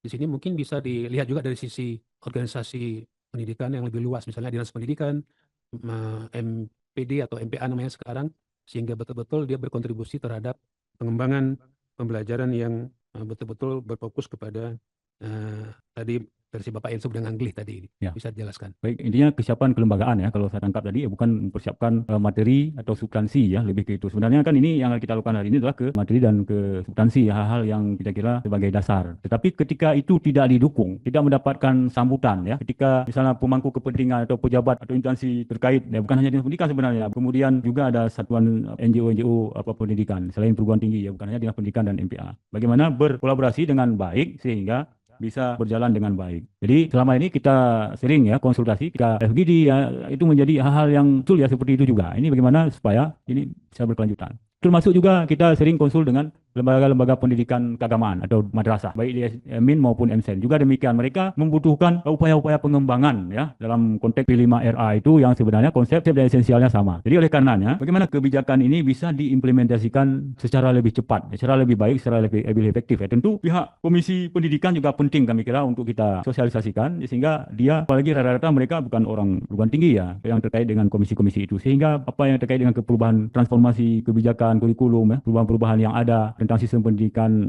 kebijakan-kebijakan yang mungkin bagi mereka masih asing, sehingga ini juga menjadi tantangan tersendiri. Jadi apapun ceritanya, semua pihak DPR, terutama terkait pengembangan Komisi Pendidikan, saya kira juga penting ya, selain lembaga-lembaga yang kita sebutkan tadi, agar memiliki persepsi yang sama, sehingga mengambil peran yang sama ya, sehingga ini bisa berjalan. Pemerintah sudah meyakinkan ini bahwa memang ini tidak akan dihapus ya, tapi dari pengakuan PPG-nya, dari pengakuan arah kebijakan anggarannya, dari sertifikasinya ya, walaupun ada suara-suara yang kita dengar ada penolakan-penolakan. Saya kira ini kan karena belum memahami secara detail ya, ini yang jadi persoalan juga ya. Bahkan sayang juga kita kalau ada ahli-ahli pendidikan mengatakan yang demikian ya. Sebenarnya di kita tidak mesti muncul ganti menteri, ganti kurikulum itu sebenarnya tidak muncul istilah-istilah seperti itu dari kita. Yang ada hanya transformasi seperti kita sampaikan tadi ya, sehingga sesuai dengan tuntutan, sesuai dengan perkembangan, sehingga dibutuhkan penguatan, dibutuhkan percepatan untuk bisa negara ini bersaing ya, pengembangan ilmu pengetahuan dan teknologi bisa bertanding, bisa bersaing dengan negara-negara lain, juga di perguruan tinggi.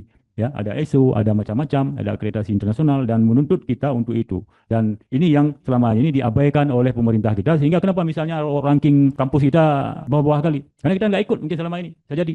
Nah, ini yang jadi persoalan ya, sehingga konsep yang selama ini kita seperti kodok di bawah tempurung itu mestinya harus kita rubah. Jadi tempurung itu harus disepak ya, sehingga kodoknya baru lihat dunia luar yang lebih nyata, membutuhkan tantangan, membutuhkan rintangan yang lebih besar ya. Kira demikian Pak. Baik, terima kasih jawabannya. Untuk berikutnya kami kembalikan Bapak Pimpinan Sidang. Baik, terima kasih kepada Pak Dr. Niswanto yang sudah menanyakan dan memberi saran untuk kesempurnaan dari penelitian ataupun disertasi yang dikerjakan oleh Promovendus. Untuk selanjutnya kami persilahkan kepada para promotor dan kopromotor, diawali oleh kopromotor 2, Profesor Dr. Husaini MA. Disilakan. Assalamualaikum warahmatullahi wabarakatuh. Waalaikumsalam. Alhamdulillah, syukurillah, salatu wassalaman ala rasulillah, ala nabiya ma'dah. Dan saya hormati Dr. Hidir, selaku Ketua Sidang, Profesor Dr. Rusli Yusuf MPD, Promotor, Profesor Dr. Isa MSI, Co-Promotor 1, Profesor Dr. Amiruddin MKes, Penguji Bidang Konsentrasi, Dr. Niswanto MPD, Penguji Bidang Konsentrasi, dan Dr. Sugeng Widodo SPD MPD sebagai penguji luar institusi dari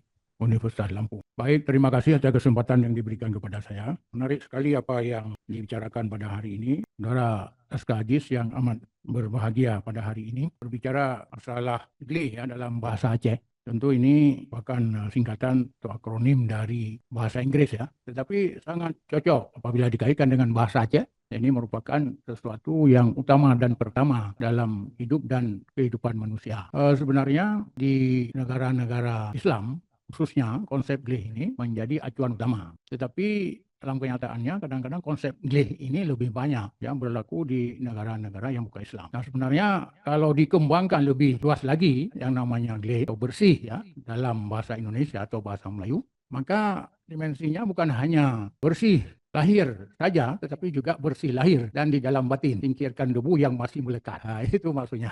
Artinya bersih lahir dan batin. Nah, ini penting ya, tapi itulah yang saya katakan tadi. Ya, kenapa? Maka oleh karena itu yang paling penting bagi kita hanya bukan konsep GLE itu sendiri, tetapi juga yang paling penting adalah praktek dari GLE itu sendiri bagaimana. Nah, kemudian kalau dibandingkan antara di kota dan di desa, di kampung-kampung, itu konsepnya, prakteknya lebih banyak ya dilakukan di kota. Jadi lebih GLE di kota kalau kita melihat. Kenapa? Mungkin orang kota itu menunjukkan pada orang lain yang banyak berkunjung ke kota, sedangkan kita jarang turun ke desa. Nah, ini adalah sesuatu yang berbeda. Termasuk di dalamnya misalnya kita melihat orang yang mengerjakan ibadah itu lebih banyak di kota daripada di desa. Masjid misalnya kita lihat, itu masjid lebih GLE dan lebih banyak orang beribadah di kota dibandingkan dengan di desa. Kalau kita ke desa, masjid-masjidnya banyak yang masih kotor. Orang ibadahnya juga kurang. Malah ada masjid yang terkunci, ada masjid yang dipenuhi dengan kotoran-kotoran hewan. Ini adalah sesuatu yang bertolak belakang dengan konsep GLE di dalam Islam itu sendiri. Nah, dalam muatan lokal ya, Anda juga sudah menyebutkan karena ini ada kaitan dengan ya kearifan-kearifan lokal di Aceh tentang masalah GLE ini. Saya ingin mengajukan pertanyaan. Kalau di kota itu tidak begitu susah untuk menjadikan sekolah-sekolah itu menjadi sekolah yang GLE. Tapi bagaimana kalau konsep ini dipraktekkan di kampung, di sekolah-sekolah di kampung, di desa-desa? Apa upaya yang harus dilakukan supaya ya desa, karena desa itu merupakan ujung tombak. Ke depan kita bukan hanya lagi melihat kota, tetapi termasuk untuk penguatan ya sandang pangan itu akan menuju konsep ke kota. Jadi ada penguatan ke desa. Jadi samping kota mungkin sudah industriasi dan sebagainya, tapi konsep desa itu juga sangat penting. Apa upaya yang Anda lakukan supaya sekolah-sekolah di kampung itu menjadi sekolah yang GLE? Mohon diberikan penjelasan. Baik, terima kasih Prof. Ini itu rahmat maksudnya bagaimana mempersiapkan bahwa ini GLE ini menjadi rahmat bagi semua ya, bagi sekalian alam. Ada konsep lahir batin ya, kalau dalam sistem pendidikan kita, sistem pendidikan nasional kita ya, makanya kan dikembangkan proyek P5 di dimensi 1 ya, iman, takwa kepada Tuhan ya, walaupun bukan kepada Allah ya, kepada Tuhan Yang Maha Esa. Jadi memang maksud yang disampaikan tadi adalah bagaimana kehidupan lestari tadi, pembiasaan kehidupan yang lestari ini. Sebenarnya GLE ini bukan hanya bersih dari sampah ya, tetapi betul GLE secara simultan dengan konsep-konsep keseluruhan di dalam gaya hidup berkelanjutan. Itu hanya istilah ya, tapi dalam buku, dalam modul dan dalam sintaknya itu menggambarkan dari banyak hal ya, mulai juga dari jajanan sehat, bagaimana gaya hidup berkelanjutannya juga mesti GLE ya. Nah, jadi tentu nanti modul ini bisa dipakai juga kepada sub proyek-proyek yang tema lain di dalam tema gaya hidup berkelanjutan. Ada banyak proyek ya yang mungkin yang ideal, yang sesuai. Kalaupun tidak diadopsi mungkin bisa jadi untuk disimulasikan, diafirmasi mungkin. Nah, kemudian yang penting bagaimana ini bisa dikembangkan yang menjadi kebutuhan bagi lapangan. Aceh sebagian besarnya adalah di pedalaman, di desa. Dan kota juga bermasalah dalam konteks pencapaian atau mewujudkan gaya hidup berkelanjutan di sekolah ya. Daya tampung saja terbatas ya. Kemudian jumlah anak juga meningkat terus ya, sehingga juga membutuhkan kebijakan-kebijakan bukan hanya tambah sekolah ya, tetapi ketika pertumbuhan peserta didik ramai, kemudian ada tampung terbatas, juga menjadi persoalan yang sama di daerah-daerah di pendidikan, di lembaga-lembaga pendidikan di daerah, misalnya di SMP. Ya, jumlahnya sedikit, toiletnya tidak ada, cuci tangannya tidak ada, misalnya, ya, kantinnya tidak sehat, misalnya. Jadi memang itu menjadi problem tersendiri. Di kota penting untuk membudayakan gelih bagi kehidupan anak atau gelih atau kehidupan lestari yang hijau, ya, yang berkelanjutan. Atau banyak istilah-istilah lain yang madani, yang mapan, yang berkelanjutan dan seterusnya itu bisa mulai tertularkan dari kota. Dan konsep inilah yang kita lakukan, ya, berbasis modul ini. Dan kalau dari hasil riset tadi, ini memang patut dan layak untuk dikembangkan kepada satuan-satuan pendidikan di seluruh Aceh atau skala yang lebih luas. Jadi saya kira tinggal bagaimana pengambil kebijakan mau tidak melakukan political will-nya, ya, untuk percepatan soal ini.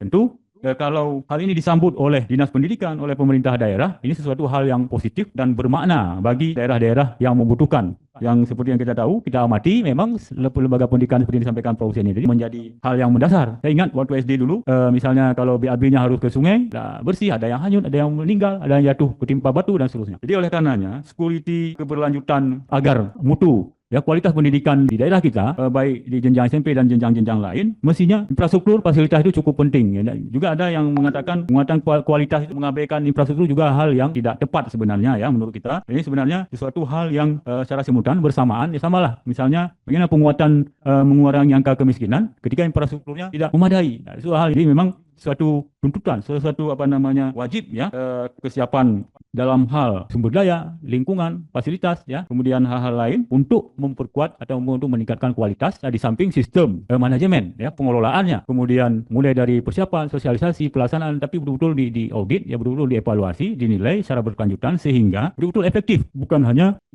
untuk melaksanakan proyek, selesai proyek, ya, selesai, tapi betul-betul orang ahli biasanya di audit. Kalau budgetnya dikeluarkan sekian, berapa mutu yang dihasilkan, mestinya sampai ke situ. Makanya perlu ada sentuhan-sentuhan ahli, yang kadang-kadang ahli itu juga membutuhkan ahli-ahli di luar LPTK. Ya, bagaimana menilai, mengukur itu pembangunan lingkungan, pembangunan infrastruktur hingga betul-betul berkualitas, ya, layak, sesuai untuk penguatan peningkatan sumber daya manusia, dalam hal ini adalah lembaga pendidikan.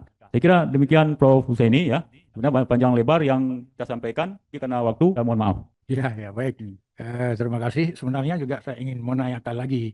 Karena tadi Anda juga sudah menjawab secara praktek. Sebenarnya masih ada hal-hal yang konsep.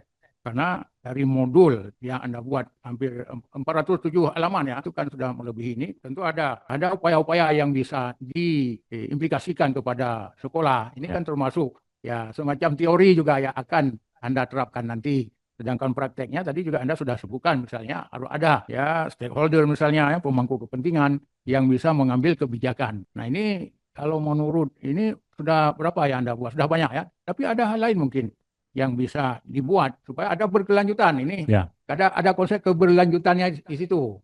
Nah, ini bagaimana? Mungkin ini kalau Anda ingin menambahkan boleh. Baik. Jadi, ya, karena mengingat waktu pun tidak apa. Terima kasih. Prof. Ya. Tadi kan Silakan. kita sudah sepakat tadi kalau memang kita tulis buku sama-sama, kita kembangkan, kita edar kelayakan modul dan Sinta ini layak, dan menjadi penyusun bersama. Mudah-mudahan ini kita coba tularkan, ya, kita coba berikan kontribusi kepada pihak yang terkait. Dan itu hal yang mudah, tinggal bagaimana strategi kita, misalnya berkolaborasi dengan pengambil kebijakan yang lain untuk mereka juga bisa mengintervensi pihak pengambil kebijakan itu, sehingga bisa berjalan. Tinggal mungkin ini dari Prof. Isa pasti akan menjelaskan bagaimana market modul ini diterima, ya, kemudian bisa berkelanjutan.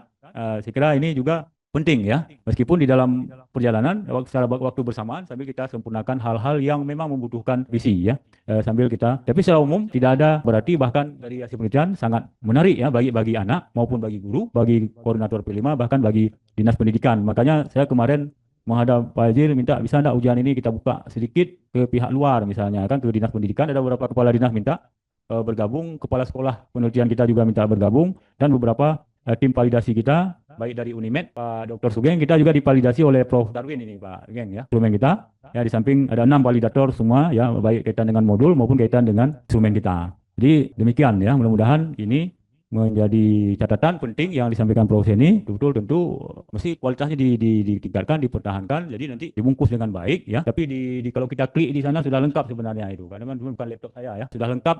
Dan semua muncul baik artikel yang sudah online maupun produk-produk atau luaran-luaran lain itu sudah ready, ya, di PPT, ya. Juga buku sudah selesai dan mudah-mudahan hari ini keluar SBN-nya, karena memang 7 hari kerja Prof ini ya kita menulis bersama buku itu dengan judul Budaya Gleh adalah praktek gaya hidup berkelanjutan di sekolah. Jadi aplikasi teori juga banyak sekali ya dari masing-masing temuan kita. Aduh lama kali. Nah ini proses SBN.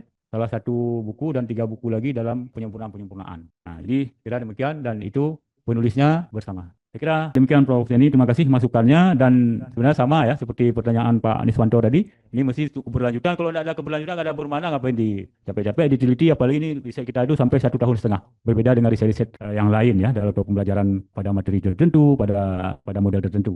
Jadi pengembangan model ini sedikit khas membedakan dengan pengembangan satu model atau pengembangan satu media ajar atau pengembangan satu metode gitu.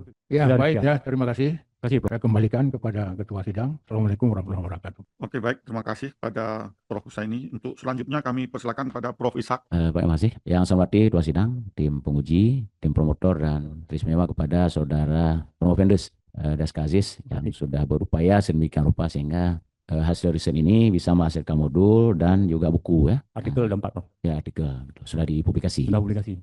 Oke, baik. Saya memberikan penguatan sedikit lagi karena yang tadi sudah dibahas oleh semua penguji. Substansi dari modul itu memang harus lebih ini ya. Di situ ada pendahuluan, kemudian materi-materi pokoknya. Ya. Jadi itu perlu karena nanti kan kita sebarkan ini ya, termasuk evaluasi, referensi yang bagus sehingga betul-betul modul seperti ini. Prof. Rusli lama di UT, saya lama sekali juga membantu beliau dulu sebagai ketua kepala UT ini. Modul-modul itu kita pelajari semuanya, semua bidang studi yang terkait dengan kita ya. Jadi substansi dari modul itu harus terpenuhi ya, sehingga nanti modul juga bisa kita cetak, kita edarkan ya untuk referensi. Oke, kemudian kita tidak boleh melupakan bahwa tripusat pendidikan itu ada keluarga ya. Jadi saya melihat sekarang ini ya, ini pengalaman saya di kampus Universitas Sukumar. Walaupun itu kan mahasiswa datang dari berbagai rumah tangga ya, berbagai keluarga, berbagai lingkungan satuan pendidikan gitu ya, dan juga budaya. Itu mahasiswa duduk di depannya kita tulis dilarang buang sampah ya. Kemudian banyak tuh tempat sampahnya di situ kita tulis juga ada. Jadi memang kalau kita coba mengandalkan dari institusi pendidikan misalnya itu mengingatkan mereka memang tidak bisa, lama sekali, bahkan emosi kita rektor dan sebagainya mengut sampah juga ya, kita ingin menampakkan sama mereka supaya mereka harus terbiasa. Makanya keluarga seperti misalnya Jepang itu kan ada pagi-pagi sekolah, kemudian di rumah itu dari awal itu sudah dari mulai TK itu sudah bersih. Memang budaya bersih itu sudah terbentuk sejak di keluarga. Jadi menurut saya ini perlu nanti bagaimana peran-peran keluarga ini yang harus ada penguatan-penguatan. Termasuk saya kadang-kadang begini, ini ulama-ulama kita, dengku-dengku kita, pecinya tinggi-tinggi, Prof. Seni ya. Peci tinggi-tinggi, jenggot, kemudian juga tidak jenggot seperti Prof. Seni ya. Bergamis ya. Itu justru sangat sedikit mengedukasi masyarakat lewat mimbar-mimbar Jumat dan sebagainya ya. Untuk bagaimana? Karena ini kan bersih, ini kan ciri bangsa maju, bangsa kaya, bangsa modern. Sekarang di negara-negara maju seperti Korea, misalnya Jepang dan sebagainya, Singapura, itu negara tidak lagi menempatkan atau lembaga tertentu, pasar-pasar modern misalnya itu tidak ada lagi tempat-tempat sampah. Jadi sampah itu sudah dikelola sendiri masing-masing. Jadi tidak ditaruh lagi di tempat sampah. Nah, jadi menurut saya peran keluarga itu sangat penting sebagai pusat pendidikan pertama, kemudian baru yaitu masyarakat sekolah. Tapi kalau di keluarga sendiri tidak ada seperti tadi kan. Makanya sekarang juga termasuk pemerintah ini, Pak Prabowo kan bagaimana kita merevitalisasi sekolah itu. Termasuk UTU diberikan satu untuk PAUD. UTU diberikan untuk pendamping PAUD seluruh Aceh. Ya. Nah, jadi saya kira di pendidikan dasar kita gagal di pendidikan dasar juga. Karena anak-anak itu kalau dari SD, SMP tidak terbentuk kebiasaan ya, bersih, itu jangan kita harap sampai perguruan tinggi susah. Apalagi ini kan sampah plastik. Kami UTU itu kampus Green Campus nomor 21 di Indonesia. Ya. UI Green Metric. Ya, UI Green Metric. Yang membuat perankingan. Peringkat 4. Ya. Bahkan USK masih di bawah UTU. Memang Prozir.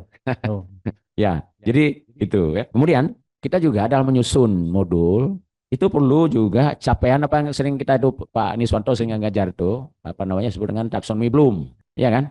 Apakah kita terlalu berharap dengan kognitif saja? Bagaimana afektifnya? Luasan afektif itu harus betul-betul kita ini. Kemudian juga psikomotorik, skill dalam membuang sampah itu, ahli dalam kebersihan gitu. Jadi bukan hanya didengar secara kognitif, pengetahuan dia tentang kepolisian ada, ya kan, sikap afektif, kemudian psikomotorik. Nah ini capaian-capaiannya ada nggak di dalam ini ya? Ini saja, saya ini bukan hanya cuma komentar aja, nanti penguatan-penguatan bisa saja saya lebih sempurna ya. Saya kira demikian, makasih. Assalamualaikum warahmatullahi wabarakatuh. Baik, terima kasih. Tapi sepertinya ada ini ya, kalau sebenarnya banyak yang mau kita sampaikan ya terkait ini, misalnya peran-peran lembaga keluarga dan lokal. Kalau lembaga-lembaga modern seperti yang disampaikan tadi memang sudah problemnya tidak terlalu besar, tapi ketika lembaga-lembaga lokal yang habitnya belum baik, komponen kompetensi tadi bukan hanya kognitif, bukan hanya afektif psikomotor, itu belum berjalan dengan baik, makanya kan kita riset ini ya. Mungkin ini menjadi dasar juga bagi menyelesaikan solusi itu. Kalau kemarin Pak Anies lebih mementingkan afektif misalnya kan, kalau ini Pak Proisa lebih mementingkan psikomotornya, nah karakternya. Jadi intinya adalah sama-sama penting sebenarnya ya. Jadi dalam hal perilaku ya, dalam pemeliharaan, pengolahan dan pemulihan kelestarian alam ya, karena alam adalah untuk semua. Jadi betul sangat kita pahami bahwa peran keluarga itu yang kunci yang utama ya, samping lembaga lokal. Dan inilah yang saya katakan tadi, bahwa riset lanjutan untuk bagaimana lembaga-lembaga lokal atau lembaga-lembaga pesantren salafi misalnya, atau keluarga-keluarga komunitas nelayan bagaimana, yang komunitas petani bagaimana kan, yang memang kehidupan kelestariannya rentan. Nah, jadi oleh karenanya penting dilakukan riset-riset dalam rangka penguatan kompetensi tadi dan penguatan karakter lingkungan tadi, karakter kelestarian tadi yang paling penting ya. Jadi itu sebenarnya yang lebih diutamakan. Mungkin bisa diambil dari konsep yang telah ada ya. Kemudian tinggal melihat bagaimana strategi, bagaimana upaya berkolaborasi dengan keluarga-keluarga, dengan lembaga-lembaga lokal tadi yang titik fokusnya memang menjadi penting diarahkan ke sana ya, berbanding dengan lembaga-lembaga modern atau pendidikan-pendidikan di kota. Nah, sehingga bisa seiring bersamaan ya, kita ayo langkah. Jadi bukan hanya komunitas kota, bukan hanya komunitas pendidikan umum, bukan hanya komunitas pendidikan luar sekolah, tapi betul-betul bersama. Jadi oleh karenanya gaya hidup berkelanjutan ini memang tantangannya lebih besar di komunitas pedalaman, di masyarakat-masyarakat di pinggiran laut, di pinggiran sungai ya. Kemudian yang di pinggiran gunung apalagi ya, sering longsor misalnya di Tekingon, longsor meninggal sepiak. Ada juga yang menjadi tantangan baru hari ini adalah komunitas-komunitas penambang emas, penambang lokal yang penambangan ilegal, dan jumlahnya luar biasa. Dan ini adalah bicara gaya hidup berkelanjutan, bicara habit, ini sangat jauh. Jadi oleh karenanya bagaimana konsep penempatan atau pertempatan atau pemukiman dimulai dari awal, kemudian bagaimana melegalisasikan ya, kemudian proteksi ya, bagaimana lingkungan itu betul-betul di satu sisi wajib kita pertahankan karena memang itu adalah kekayaan ya, warisan untuk anak cucu yang tidak boleh kita rusak, yang tidak boleh kita habiskan. Jadi oleh karenanya analisis ini semua dimensi, semua kompetensi dan semua komponen ya, kita analisis ya, walaupun tidak seluruhnya. Ini paling tidak hanya bisa menjawab hal-hal yang penting secara substansi terkait dengan tema gaya hidup berkelanjutan ya, berbasis dari modul yang telah kita siapkan dengan baik menurut saya ya, seperti disampaikan tadi, langkah-langkah penyusunan modul sebenarnya tujuan, cetak, kemudian tahapan, kemudian yang membedakan modul ini adalah pada evaluasi. Ya, jadi evaluasi sedikit berbeda dengan modul ajar yang lain, dia menggunakan asesmen. Nah ini yang sedikit berbeda, yang mungkin perlu disempurnakan lebih lanjut karena kita masih terbiasa dengan post-testnya, dengan ujian hasil belajarnya. Jadi kalau di sini bukan saja hasil belajarnya, tetapi juga bagaimana mengukur ya karakter, kecerdasan dan kompetensi atau kemampuan adaptasi, sosialisasi, ya, kebersamaan, komunikasi dan seterusnya. Bagaimana anak-anak bisa menganut nilai-nilai lokal, budaya-budaya yang baik bisa diteruskan. Itu kadang-kadang tidak bisa diukur dari evaluasi hasil belajar dalam pembelajaran biasa. Dan ini yang membuka ruang kepada guru, kepada satuan pendidikan untuk memperkuat ya kompetensi sekaligus bersamaan untuk penguatan karakter bagi anak-anak kita sebagai generasi masa depan kita nantinya. Saya kira demikian, Prof. Oke, baik. Terima kasih kepada Prof. Ishak. Untuk selanjutnya kami persilahkan kepada promotor, Prof. Rusli Yusuf. Silakan. Baik. Assalamualaikum warahmatullahi wabarakatuh. Terima kasih Prof. Ejir atas kesempatannya. Saya tidak lagi memberi penghormatan kepada teman-teman karena sudah dilakukan sebelumnya. Saya coba renungkan kembali diskusi yang sangat panjang dan menarik ini. Ada beberapa kegelisahan dari teman-teman, terutama Sugeng Widodo, tentang disertasi ini menyangkut dengan P5 yang diganti dengan dimensi profil lulusan. P7 sekarang Pak. P7 namanya. P7. Ya. Okay. Saya sebelum tema ini ditawarkan dalam seminar, pertanyaan substansi saya secara ontologis, apa sih substansi dari gerakan atau profil Pancasila itu? Saudara Daska menjawab, Itu substansinya adalah paradigma yang harus dilihat adalah paradigma moralitas, paradigma integrasi, paradigma pembiasaan, paradigma keterlibatan emosional. Ya. Itu konsep gerakannya itu. Jadi penyakitnya dalam riset-riset sosial adalah dia selalu berubah namanya. Ya. Makanya ada model riset ex post facto. Jadi meneliti sudah terjadi. Jadi wanti-wanti saya ke Pak Daska Prasad, beri paradigma substansi sehingga kapanpun tidak akan berubah. Ini penting. Ada catatan khusus tentang itu. Jadi yang menjadi konsep paradigma dasar dari P5 itu adalah yang saya kenalkan tadi, yang kita diskusi panjang. Dan itu dicantumkan dalam riset secara tersirat dan tapi benang merahnya tinggal ditambahkan sedikit. Karena kalau langsung kita berdebatkan, ini kan tidak lagi peristiwa, no fidelity, ya kan? Oke, itu yang pertama. Yang kedua, menurut saya, tadi saya lihat ada kaitannya dengan pembelajaran itu. Ada pemahaman secara sederhana yang dikembangkan oleh teman-teman dalam kehidupan pembelajaran. Jadi seolah-olah substansi mapel di sekolah itu arahannya hanya pada mata pelajaran itu, Pak Anies. Matematik, seolah dia cerdas matematik. Tapi filosofi pendidikan adalah semua mata pelajaran di sekolah, apalagi di sekolah dasar, arahannya adalah pada morality. Makanya kalau hal itu kita kaitkan dengan konsep belajar abad ke-21, dimensinya 3 tadi. Ada morality, ada kompetensi, dan ada literasi. Dan dia harus terintegrasi, dan itu P5 itu mencoba membangun gerakan itu. Apapun namanya, itu akan berubah, substansinya tidak akan berubah. Kadang-kadang Republik ini lucu juga. Dulu waktu saya WF3 ada namanya program bidik misi, dan itu hasil karya kami dengan Prof. Safrizal Jalil. Kemudian dirubah menjadi substansi itu juga gitu kan. Di Republik ini sering gitu. Makanya diskusi awal saya minta itu. Kenapa? Saya berpikir panjang untuk itu dan pasti akan pertanyaan. Hari ini Pak Sugeng sudah menanyakan hal itu. Jadi harus ada benang merah itu. Saya ingin melihat ini ada kajian yang menarik dengan kecerdasan inteligensi. Ecological intelligence. Jadi tulis oleh Daniel. Ini saya baca dibuka ini Daniel, dan ini hasil diskusi panjang. Apa sih dalam pemahaman Pak Daska dalam implikasi yang digambarkan oleh Daniel tentang kecerdasan ecological intelligence ini? Apa kira-kira dalam konsep GLE, dalam konsep apapun yang Bapak amati sekarang? Ada nggak itu? Kenapa itu diperlukan kecerdasan intelijensi dalam kehidupan peserta didik? Nah, sekarang bukan lagi peserta didik Pak Anies, namanya apa? Murid sekarang udah lagi kembali ke murid. Jadi Pak Menteri sekarang lebih menuju lagi ke murid. Kenapa itu diperlukan kira-kira Pak Anies? Itu pertanyaan sederhana saya. Yang pertama, yang kedua dari Prof? Yang terakhir, yang pertama. Yang murid, ya kayaknya justru peserta didik dengan murid saya kira mungkin substansinya tidak terlalu jauh beda. Nah, kenapa diperlukan murid berarti pemahaman atau kecerdasan ecological inteligensi yang dikembangkan oleh Dani, Bapak baca buku itu kan? Itu. Kenapa itu diperlukan dalam proses belajar kelanjut? Dalam konteks sustainabilitas, kenapa itu diperlukan? Ya, karena memang itu kan hakikat alam dan lingkungan itu mesti dijaga, dipelihara, dimuliakan, dan diwariskan. Ya sebenarnya esensinya. Jadi oleh karenanya kerisauan ini menjadi penting disampaikan kepada generasi, kepada anak-anak, kepada peserta didik, kepada murid. Nah, sehingga menjadi perhatian bagi semua, dan itu menjadi kerisauan yang terlihat di anak-anak didik di anak-anak sekarang ini.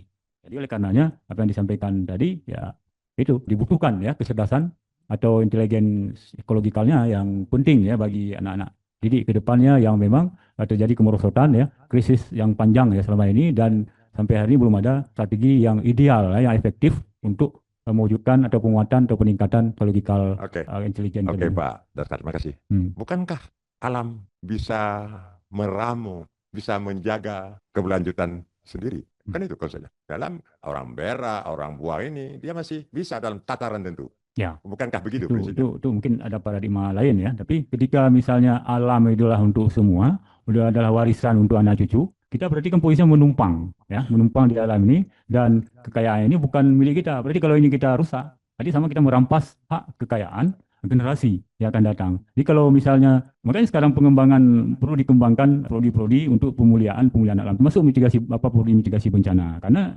paradigma itu akan dengan mudah dibantahkan ya, mungkin apalagi di era hari ini yang yang rentan bencana, climate change, rumah kaca, kemudian wabah penyakit. Kenapa itu dilakukan? Ya, karena alam sudah rusak. Nah, karena kita mungkin tadi mengabaikan hal-hal pemuliaan tadi, hal-hal pemeliharaan lingkungan tadi. Oke, karena konteksnya adalah alam punya keterbatasan untuk memperbaiki diri. Ya, itu Kebutuhan manusia. ya. Oke, selanjutnya ini enak duduk kita diskusi dengan Aska karena backgroundnya mungkin kami agak ada kesamaan ilmu Pak Ejir. Beliau itu dari lingkungan gitu kan. Ya. Jadi tadi ada kunci yang menarik dari Pak, habit, pembiasaan. Dari riset Anda yang sederhana jawab, jangan terlalu luas. Dari riset Anda, apa yang perlu dihabitkan dalam proses pembelajaran itu? Yang sederhana aja jawab. Ya, makanya dari hal-hal kecil-kecil tadi yang kita sebut, tidak mungkin terjadi perubahan atau perbaikan yang lebih besar kalau hal-hal kecil-kecil tidak dilakukan. Makanya ada Apanya? berbasis Kalau modul tadi. Bapak kan sudah teliti guru, murid, Ya. siswa gitu kan. Ya. Yang harus dilakukan oleh guru apa? Yang kecil aja supaya terjadi pembiasaan, terjadi penghabitan. Ya. Apa salah saya menggunakan apa? Kuncinya motivasi. Kalau Pak Panis bilang pasti Tadi yang Pak udah jawab bagus sekali itu. Kalau kita mandi lembu, jangan lembu suruh ke depan. Ya, keikhlasan tadi. Jadi kalau ya kan? Jadi kita beri contoh. Kita yang mulai, kita betul-betul menjadi teladan begitu ya. Jadi bagi anak termasuk itu menjadi hal kunci di dalam pencapaian atau penguatan atau untuk menguatkan hasil belajar anak. Jadi itu ketika itu dilakukan dengan hati, sepenuh jiwa ya, bukan hanya dengan fisik ya, tetapi juga dengan itu konsepnya emosional yang paling baik. Makasih, konsepnya adalah keteladanan. Ya. Jadi lakukan hal-hal kecil yang bisa dilakukan oleh murid, jangan terus aja. Kita mengharapkan siswa menghormati kita, tapi kita tidak pernah menghargai siswa. Ya. Itu kehomofilian dalam proses relasi sosial menjadi kata kunci. Kita kan feodalisme Pak Ejir. Ya. Kita harapkan siswa disuruh diundang darah, tidak bangun kesetaraan. Proses pendidikan dasar adalah membangun kesetaraan. Saya pikir itu saja Pak. Banyak diskusi yang dilakukan dengan ini Pak Daska ini. Tapi kesetaraan itu mestinya juga menjadi dibedah masuk kesetaraan guru dengan anak itu Prof. Ini saya belajar juga lagi nanti sama Prof.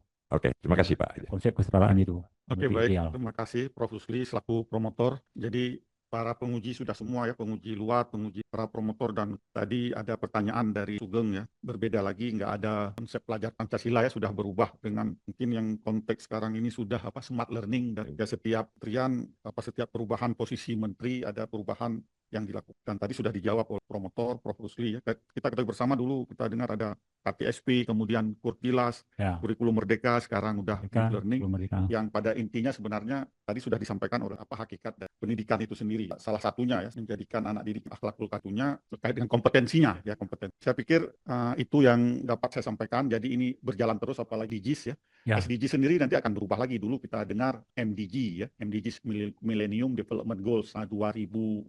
DGs dari 2015 sampai 2030. Nanti setelah 2030 DGs-nya akan berganti lagi, tapi berganti Prof, berkembang lagi. Nah, sama kayak kurikulum tadi. Ya, berganti lagi ataupun berubah sesuai dengan kondisi. Sekarang SDGs, tapi pasti bahwa insya Allah itu selalu berkelanjutan, itu selalu akan ada kata-kata itu. Dan ini sempat saya tanyakan, apa bahasa Acehnya berkelanjutan?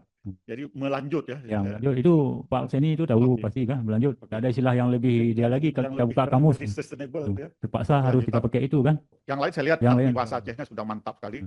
Cuman yang berkelanjutan itu kalau memang ini melanjut ya, Prof. Seni ya. Oke, baik, saya pikir itu yang dapat saya sampaikan. Terima kasih kepada saudara-saudara sekalian semua. Sidang ujian saya tangguhkan selama beberapa menit untuk menetapkan keputusan ujian. Kepada Promovendus, dipersilakan beristirahat di luar ruang sidang. Dengan ini saya buka kembali. Setelah mendengar keterangan dan pertimbangan komisi penguji, dengan ini saya akan membacakan berita acara sidang disertasi doktor pada hari ini. Berita acara nomor 309-UN11-PK.04.01/2025. Sidang ujian naskah disertasi Sekolah Pascasarjana Universitas Syah Kuala. Dengan rahmat Allah Subhanahu wa taala, pada hari ini Jumat tanggal 4 Juli 2025 pukul 9 sampai 11.45 WIB telah berlangsung ujian naskah disertasi pada program studi Doktor Pendidikan IPS Sekolah Pascasarjana Universitas Syah Kuala yang dilakukan oleh nama Daska Aziz, NPM 22093000500003, program studi Doktor Pendidikan IPS, konsentrasi pendidikan geografi. Judul disertasi, pengembangan proyek penguatan profil pelajar Pancasila, gaya hidup berkelanjutan melalui model Green Life Education Habit pada sekolah penggerak SMP negeri di Provinsi Aceh. Dengan ini, Komisi Sidang memutuskan bahwa ujian tersebut di atas dinyatakan lulus dengan nilai angka 90,79 dan dengan kategori A. Berita acara ini dibuat rangkap 2, 1 lembar untuk program studi dan 1 lembar untuk Sekolah Pascasarjana Universitas Syah Kuala. Demikianlah berita acara ini dibuat dengan sebenarnya dan penuh tanggung jawab. Wabillahi taufik wal hidayah. Darussalam 4 Juli 2025. Ketua Sidang Profesor Dr. Hizir dengan promotor Profesor Dr. Rusli Yusuf MPD, ko-promotor 1 Profesor Dr. Isa MSI, ko-promotor 2 Profesor Dr. Husaini MA. Dengan penguji bidang konsentrasi Profesor Dr. Andes Amiridun MKes dan Dr. Andes Niswanto MPD, penguji konsentrasi dari luar institusi dari Universitas Lampung Dr. Sugeng Widodo SPD MPD. Selanjutnya saya akan membacakan pernyataan yudisium. Pernyataan yudisium nomor 465-11-PK.13-PK.04.01-2025.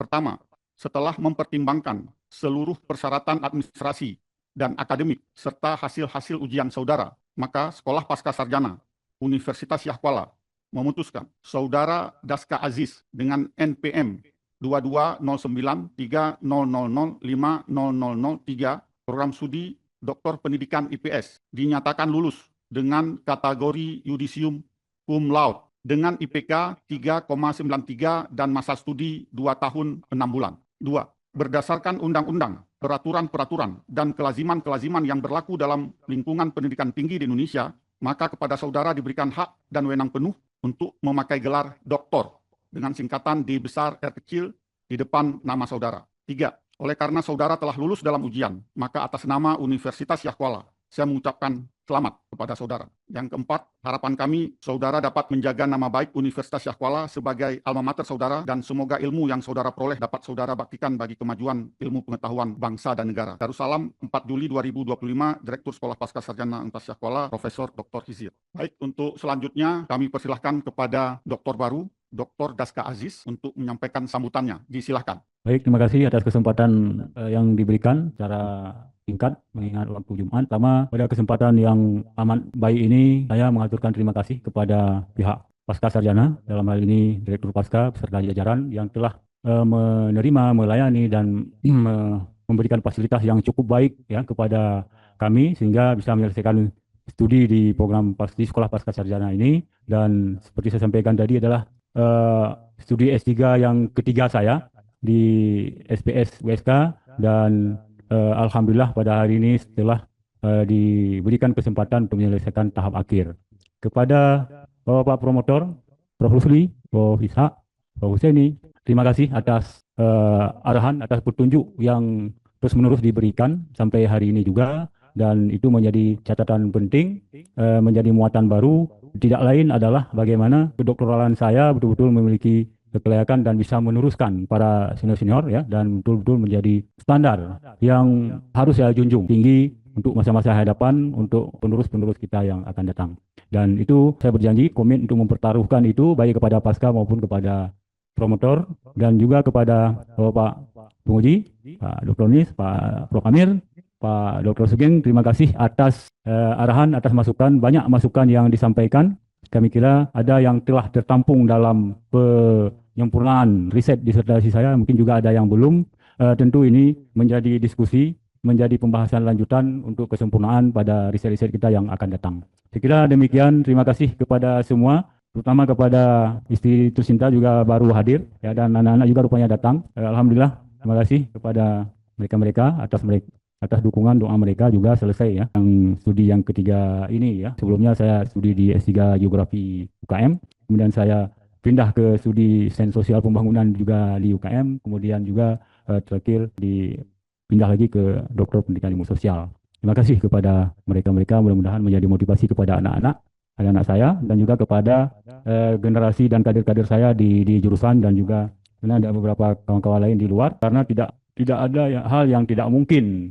Hal-hal mustahil sekalipun juga bisa jadi mungkin ketika doa, ketika dukungan, ketika upaya, ketika kerja keras itu betul-betul kita konsentrasikan, kita fokuskan pada pencapaian tujuan ya, yang ingin kita capai. Saya kira demikian Pak Ketua, terima kasih atas kesempatannya dan atas pengumuman yang telah disampaikan, penganugerahan pada hari ini. Mudah-mudahan Bapak sehat terus, baik Ketua maupun Bapak Promotor, Bapak penguji. Terima kasih juga kepada Pak Sugeng dari Lampung telah memberi kesempatan dan bahkan dari jam 8 tadi sudah nampak tadi kan saya juga serba salah nih belum ada yang belum datang. Terima kasih semuanya. Wabillahi taufiq wal hidayah. Assalamualaikum warahmatullahi wabarakatuh. Warahmatullahi wabarakatuh. Oke, baik. Terima kasih ini kepada dokter baru kita, ya, Dr. Daska Aziz, yang sudah menyampaikan kata sambutannya tadi. Dari kami selaku Ketua Sidang dan juga Direktur Sekolah Pascasarjana mengucapkan selamat atas kelulusannya pada hari ini, apalagi ini kategori yudisiumnya cum laude ini. Ini suatu prestasi yang sangat luar biasa. Tidak mudah tentunya menyelesaikan perkuliahan dalam waktu 2,5 tahun, ya. Dan kita juga sangat berbangga kondisi saat ini DP IPS kita sudah terakreditasi unggul, yaitu waktu Prof. Yusuf selaku koordinator prodinya. Ini kebanggaan kita, ini harus terus kita pertahankan, dan kami sangat berharap Dr. Daska Aziz dapat selalu menyerukan kepada rekan-rekan yang lain untuk mempromosikan prodi doktor pendidikan IPS ini ke siapapun. Dan tentunya karena juga mengabdi di Tasyah Kuala, ini penelitiannya masih banyak ini yang harus dikembangkan. Memang kondisi saat ini yang perubahan kementerian dan seterusnya, dulu ada seperti kita sampaikan tadi, ada KTSP, Kurtilas, kemudian dengan kurikulum merdeka, dan sekarang ada konsep deep learning dan sebagainya. Tetapi tema yang diambil itu tidak masalah, apapun yang berubah, sebagaimana disampaikan oleh promotor tadi, Prof. Rusli, terkait dengan pembelajaran, dan ini yang terkait dengan keberlanjutan, ya, kelanjutan, dan juga dalam bahasa Aceh masih itu melanjut istilahnya. Ini tetap selalu akan ada selama bumi ini ada. Oke, terima kasih sekali lagi kami ucapkan kepada para promotor, Prof. Rusli terutama, para co-promotor. Ini ada Pak Rektor nih. Terima kasih Pak Rektor berhadir dengan kita bersama pada hari ini. Dan juga co-promotor Prof. Husaini yang banyak memberikan masukan-masukan untuk kesempurnaan dan kelengkapan dari disertasi yang dibuat Dr. Daska Aziz. Dan kami sangat mengucapkan terima kasih kepada para penguji, terutama penguji dari Universitas Lampung, Pak Gong Widodo, dan juga dari Tasyah Kuala, Prof. Amiruddin dan Pak Niswanto. Selain itu kami mengucapkan terima kasih atas kehadiran pihak keluarga dan juga sobat-sobatnya semua yang hari ini berhadir menyaksikan kelulusan Dr. Daska Aziz di program studi Doktor Pendidikan IPS pada hari ini. Dengan demikian, selesailah sidang ujian disertasi Doktor Pendidikan IPS untuk Saudara Dr. Daska Aziz pada hari ini, Jumat 4 Juli 2025 pada pukul 11:56. Dengan ini saya nyatakan ditutup. Saya akhiri, wabillahi taufiq wal hidayah. Assalamualaikum warahmatullahi wabarakatuh. Waalaikumsalam. Waalaikumsalam warahmatullahi wabarakatuh. Pak Sugeng, kita foto bersama dulu ya, masih bertahan ini. Ya, boleh Pak, siap. Baik Bapak, lihat ke kamera, semuanya senyum. 3, 2, 1. Sekali lagi, 3, 2, 1. Gaya bebasnya sekali Bapak-Bapak. 3, 2, 1. Sekali lagi, 3, 2, 1. WSK unggulnya sekali Bapak. 3, 2, 1. Sekali lagi, 3, 2, 1. Ya, izin dulu ya Bapak Ibu ya, mau sholat Jumat di sini sudah masuk. Baik Pak, terima kasih banyak atas waktunya. Ya, terima kasih Pak. Assalamualaikum.